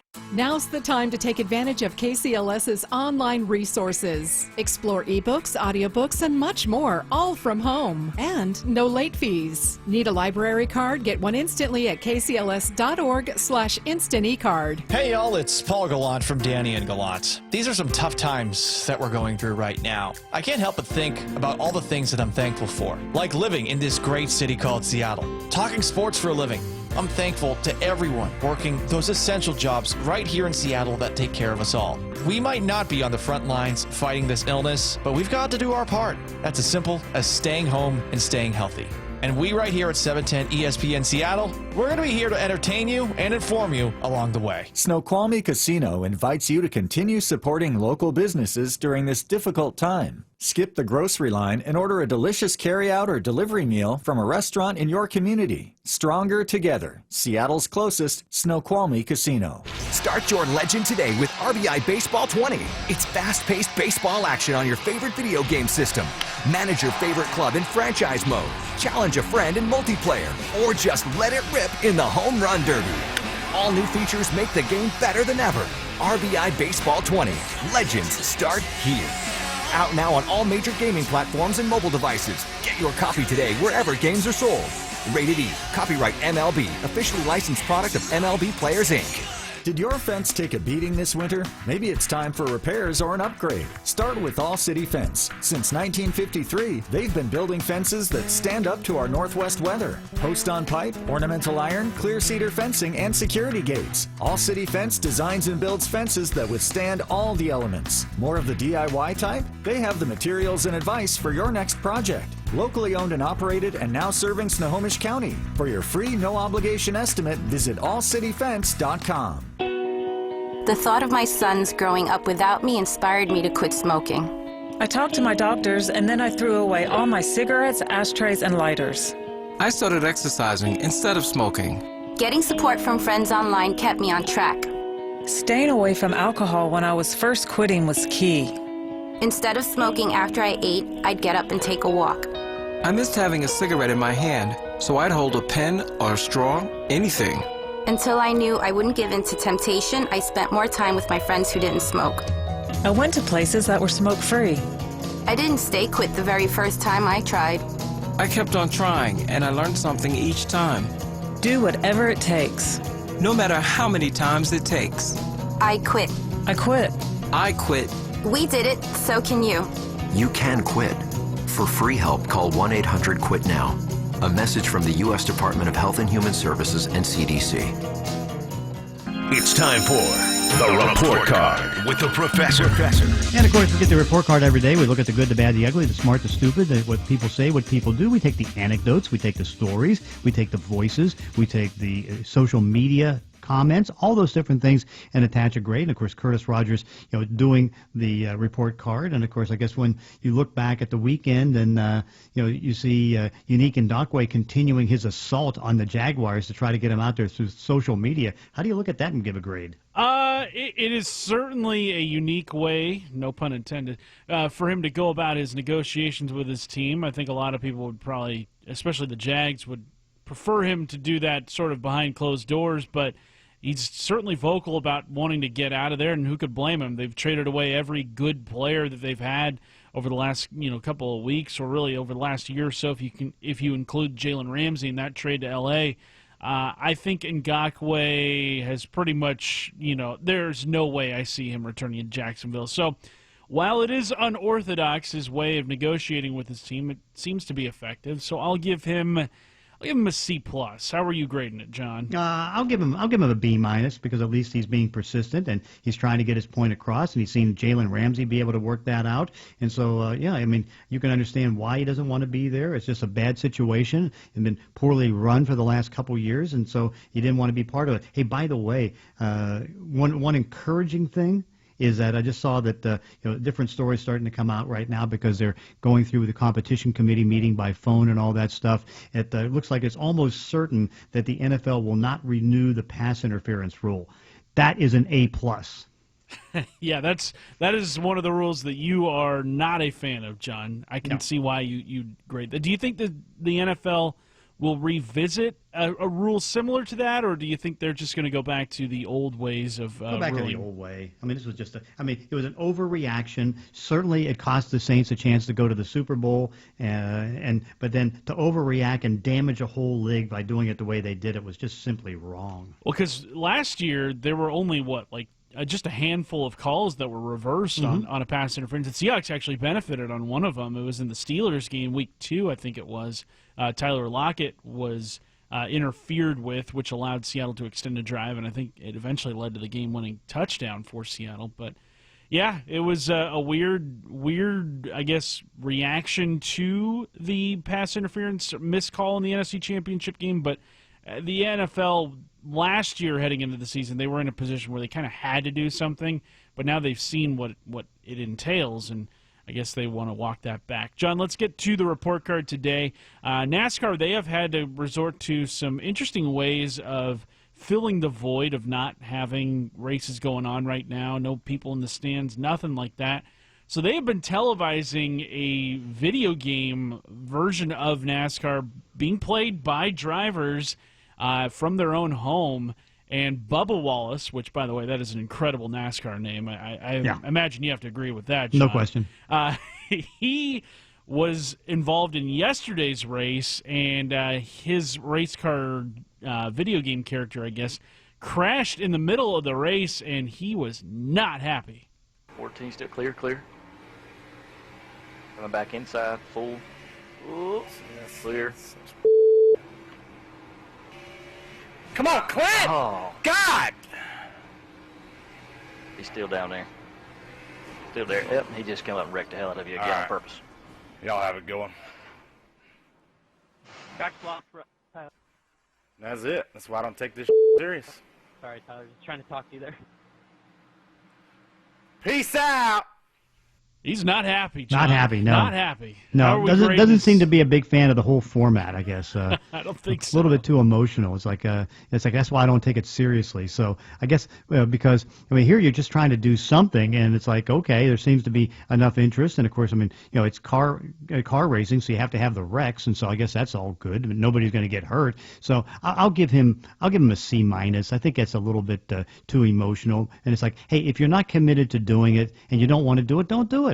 Yeah, for all of us who have played video games, we have all been in this situation where something happens and we want to throw our controller or just turn the console off and just get out of there because we've been wronged in a way that none of us have ever been wronged before. I can empathize with Bubba Wallace on that, but This was televised, so he may not have wanted to let those F-bombs fly. So I'm going to give him, I'll give him a B. Okay. Shout out to Bubba Wallace for getting that done. Also on the report card, Ron Francis, GM of NHL Seattle, he took to Twitter over the weekend for a Q&A session and was asked about where NHL Seattle's nickname process stands, something that we've all been desperate to find out. It's something that if you even bring it up, people will just blurt out whatever suggestion they want. I'm sure we're going to get texts on it on the text line here, 710-710. But here is what Ron Francis had to say was the latest in NHL Seattle's nickname process. We're still going through that process with the league and working hard on the trademark and the legal process. Trust me when I say our people are really working hard on this. And as soon as we've completed it, we'll look at how our community is doing and when is the right time to announce that name. We know there's a lot of people who are super excited about the name. We hear you. We're excited about it as well. But we also know at the same time there's a lot of people in our community experiencing some challenges. So we certainly want to be very respectful and sensitive and think about when is the right time to share our name with everybody. But really looking forward for hopefully doing that sooner rather than later. So NHL Seattle still trying to dot the I's, cross the T's, and make sure they're not running into any sort of copyright infringement cases here. John, how are we grading NHL Seattle prolonging the nickname search? Yeah, I give it a B because I think that you don't gain much right now by putting the name out because there's so many other more important things going on. I mean, it'd be nice to be able to do, but you're not going to gain any real momentum because again, it's like, okay, that's the name, but what's the next thing? It's like you don't know what the next thing's going to be. So I mean, it's the right tack. I'll give him a B. Yeah, I'll give him a B too because it's like you said, I guess the environment that we are in right now, you don't want to really draw attention to something that takes away from the fight that's going on out there in the public against COVID-19 and all that. I do think it would be a nice distraction though when NHL Seattle does eventually announce it. I think they had originally planned to announce it around this time before the coronavirus took off the way it did. So now they're just trying to, I think, probably wait for things to maybe die down a little bit before they do make their announcement. Also, finally on the report card, John, the NBA, they're also desperate for content right now. No games going on. They've been televising video game tournaments between players. Well, they're now trying to drum up an idea of a game of horse being played between players in different locations. They would attempt their shot in one location. The other player would then see a video of that player's crazy trick shot and try to attempt it wherever they're at. John, would you watch a televised game of horse between two NBA players? I would not, but again, I'm not saying that it's not a bad thing to be able to do. It just doesn't intrigue me, but again, I think it could intrigue a lot of the NBA fans, and as long as it's done the right way, where don't have to have a player get in a plane to get together on a basketball court with somebody. I mean, horse is one where it's one-on-one, so I think that's okay. So I think it can work. It's just not something that interests me. Yeah, so I'll give it a C. Just again, just to do something that people get to see something different because you're all at home and we're all watching the same stuff. Yeah, we're all just desperate for something new, and I'll give the NBA a B+ for just having some kind of different idea than what we're seeing right now because right now it's just reruns and it's not good, and no. I want some new content, whether it be horse or anything else, so I'll give it a B+. John. Okay, be sure to check out the Professor's Notes on 710sports.com. The Professor's Notes are brought to you by Infinity of Tacoma at 5. Coming up next, we take your text questions, so text us at 710-710, John Clayton Show, 710 ESPN Seattle. Getting you through the coronavirus shutdown with Mariners manager Scott Service. I'm not really concerned about anything with really any of our guys. You're kind of in your December or January of your off season. Turn your mind back into that mode and what you're doing. We'll have some time, whether it's 3 or 4 weeks of a modified spring training to get pitchers' arms built up and get our young guys going again. We will have some time, but eventually we will be back and, we've got a lot to play for. 710 ESPN Seattle. This is Aaron Granillo. COVID-19 Seattle is your source for updates on how coronavirus is affecting our region and how it's affecting you each day. Find new episodes of the podcast hosted by myself and Dave Ross daily at mynorthwest.com and on the Cairo Radio app. What's happening, everybody? How's your roof holding up? Maybe it's time to have TechLine out. Backed by the strongest warranty in the business, TechLine has you covered. Call the pros trust. Trust TechLine.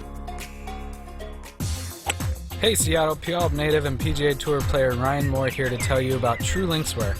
I'll be honest, I've never been able to find a pair of golf shoes I really liked. I couldn't wait to take them off my feet because they were uncomfortable, and let's face it, looked ridiculous. I wanted something to walk 36 holes and look good to wear to dinner immediately after. Join the Pacific Northwest golf shoe movement and check out TrueLinkswear.com. Use promo code 710 to score 10% off your first purchase and enjoy the walk with us. How come we have to lose our hair where it matters most? Shaving my head just wasn't for me, and Advanced Hair Restoration gave me a better option. Their state-of-the-art Advanced FUE treatment really works. It took just 1 day, and it was virtually pain-free. Advanced Hair has always operated at the highest standard of care. Trust only the best. Now also offering free remote consultations through video conference and $250 off. Call 425-449-8185 or visit advancedhair.com. Every year, Steve Faircal climbs the stairs at the John Hancock Center in Chicago, 94 floors to the top. It's called the hustle up the Hancock. It's hard to believe when you watch Steve today that a few years ago, his lungs were failing and he was fighting to survive. For 8 hours a day, someone was pounding on my chest to try and keep my lungs clear. I honestly don't think I had more than a couple weeks to live. That's when Steve received the gift of life, a double lung transplant made possible by an organ donor. After I got my new lungs, I started doing things that I had never been able to do. I never knew that breathing could feel this good. Steve climbs to honor his donor and to raise awareness for organ, eye, and tissue donation. Wouldn't you like that when you left this beautiful planet, that you could save a few lives on your way out? It's an incredible gift. Imagine what you could make possible by leaving behind the gift of life. Learn more and sign up as an organ, eye, and tissue donor. Go to organdonor.gov. A message from the U.S. Department of Health and Human Services, Health Resources and Services Administration. This is the story of Julie Guillot. She's a Leukemia and Lymphoma Society advocate and the mother of a child who battled blood cancer. Zach was diagnosed with AML, a deadly leukemia, when he was only 5. While the treatment really attacked the cancer, unfortunately it also attacked his body. Uncontrollable fevers, terrible nosebleeds, and his skin was burned from the inside out. He died at just 9 years old, really from the treatment that was meant to save him. The Leukemia and Lymphoma Society was founded 70 years ago by parents who also lost their child to cancer. Today, we're pioneering breakthrough treatments for kids with cancer. We are so close to finding better treatments for kids with cancer. So it's too late to save Zach, but working together, we can save thousands of kids just like him. Visit LLS.org and save a child's life. Everything is changing day to day, and the first place youth in foster care across Washington state are going is Treehouse. Treehouse is responding to the challenge of COVID-19 by adjusting existing programs to fund immediate needs. That includes rent assistance. Laptops and cell phones are needed too, as many students prepare for online school. Treehouse continues to assess each unique situation and fill gaps. Join in supporting more than 8,000 youth in foster care statewide at treehouseforkids.org. Now, your coronavirus news update from 97.3 Cairo FM. This is Lisa Brooks from Cairo Radio on 710 ESPN Seattle. School closures were supposed to be over soon, but many districts have already extended closures to May 4th to match the governor's extended stay-home order. The big question now is, I don't know if we're coming back to school this year. State School Superintendent Chris Rakedahl says they are worried the virus could see a second wave. Amazon just announced it's donating 8,200 laptops to Seattle Public Schools. They're designated to go to families of elementary school students who don't have access to a device needed for remote learning while the schools are closed. Nationally, the debate over using the anti-malaria drug not yet officially approved for fighting COVID-19 has erupted at the White House. Senior Trump administration advisor Peter Navarro and the president want to use the drug, even though scientists say more testing is needed before it's proven safe and effective. And the Pentagon says the number of COVID-19 cases in the active duty force topped 1,000 over the weekend. And that is the latest from Cairo Radio on 710 ESPN Seattle. For more details on the effort to protect our community, go to mynorthwest.com. This hour of the John Clayton Show is brought to you by Muckleshoot Casino. It's John Clayton, 2 hours every day, 10 to noon. Streaming live at 710sports.com. On demand on the 710 Seattle Sports app. It is time to take your text questions, so text us at 710-710. Curtis, what do we have? Well, John, we actually have got some breaking news in the NFL world. Tom Pelissero tweeting out a memo that Roger Goodell has sent to NFL teams informing clubs that club facilities will remain closed indefinitely and the league will conduct a fully virtual draft with club personnel separately located in their homes. So we'll go fully virtual for this year's draft.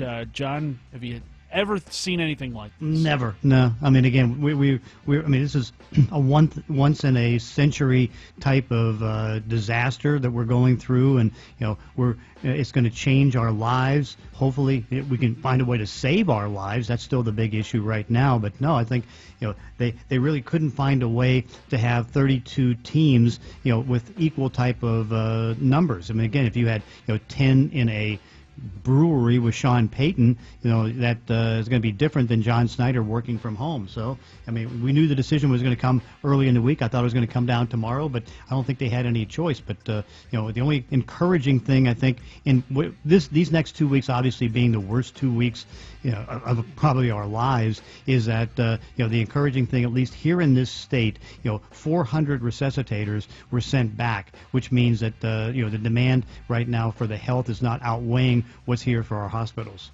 Keep staying home, everybody. That's Keep it. staying home.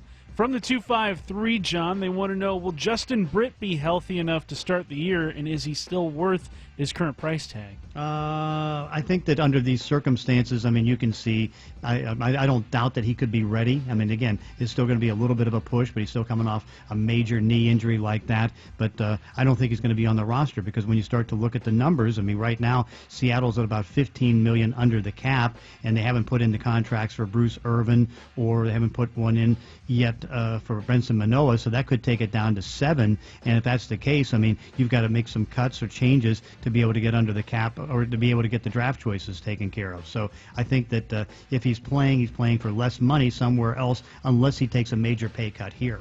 From the 509, John, they want to know, do you think John Schneider would have made the all-decade team if there was a spot for GMs? Yeah, I think he had a good chance for that. I mean, let's put it this way. I mean, depending on where you would value Bill Belichick, because Bill Belichick and Pete Carroll were making it as the coaches. But when you start about the all-decade as far as that goes, I mean, as long as you kick Belichick out of there, I think John probably had a chance to be that.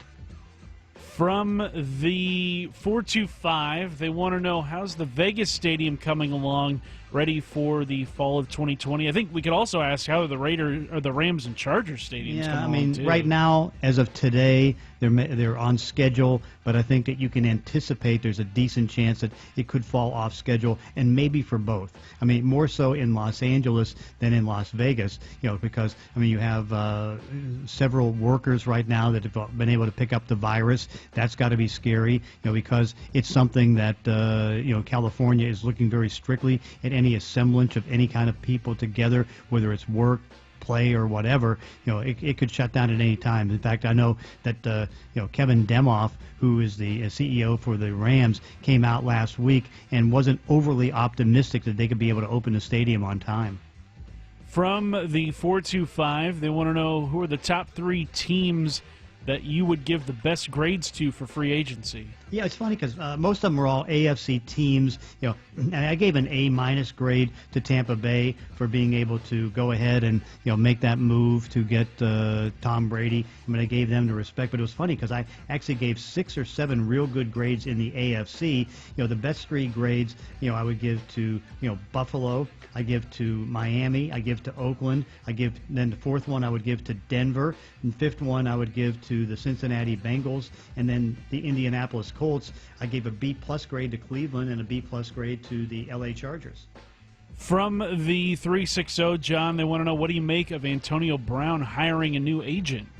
I mean, he's clueless. I mean, he left. Well, he had to hire somebody because Drew Rosenhaus pulled back and said he didn't want to be his agent right now. And so I don't know which agent he hired, but it's one that's not going to work into anything else. Over the weekend, he ended up on Friday getting arrested on 3 charges for getting into the fight and punching out the moving van guy that was moving some of his stuff, and then he damaged the truck and all that. So I just get the feeling that he's not going to be playing. So it's like he can have an agent, but there's nobody to negotiate with.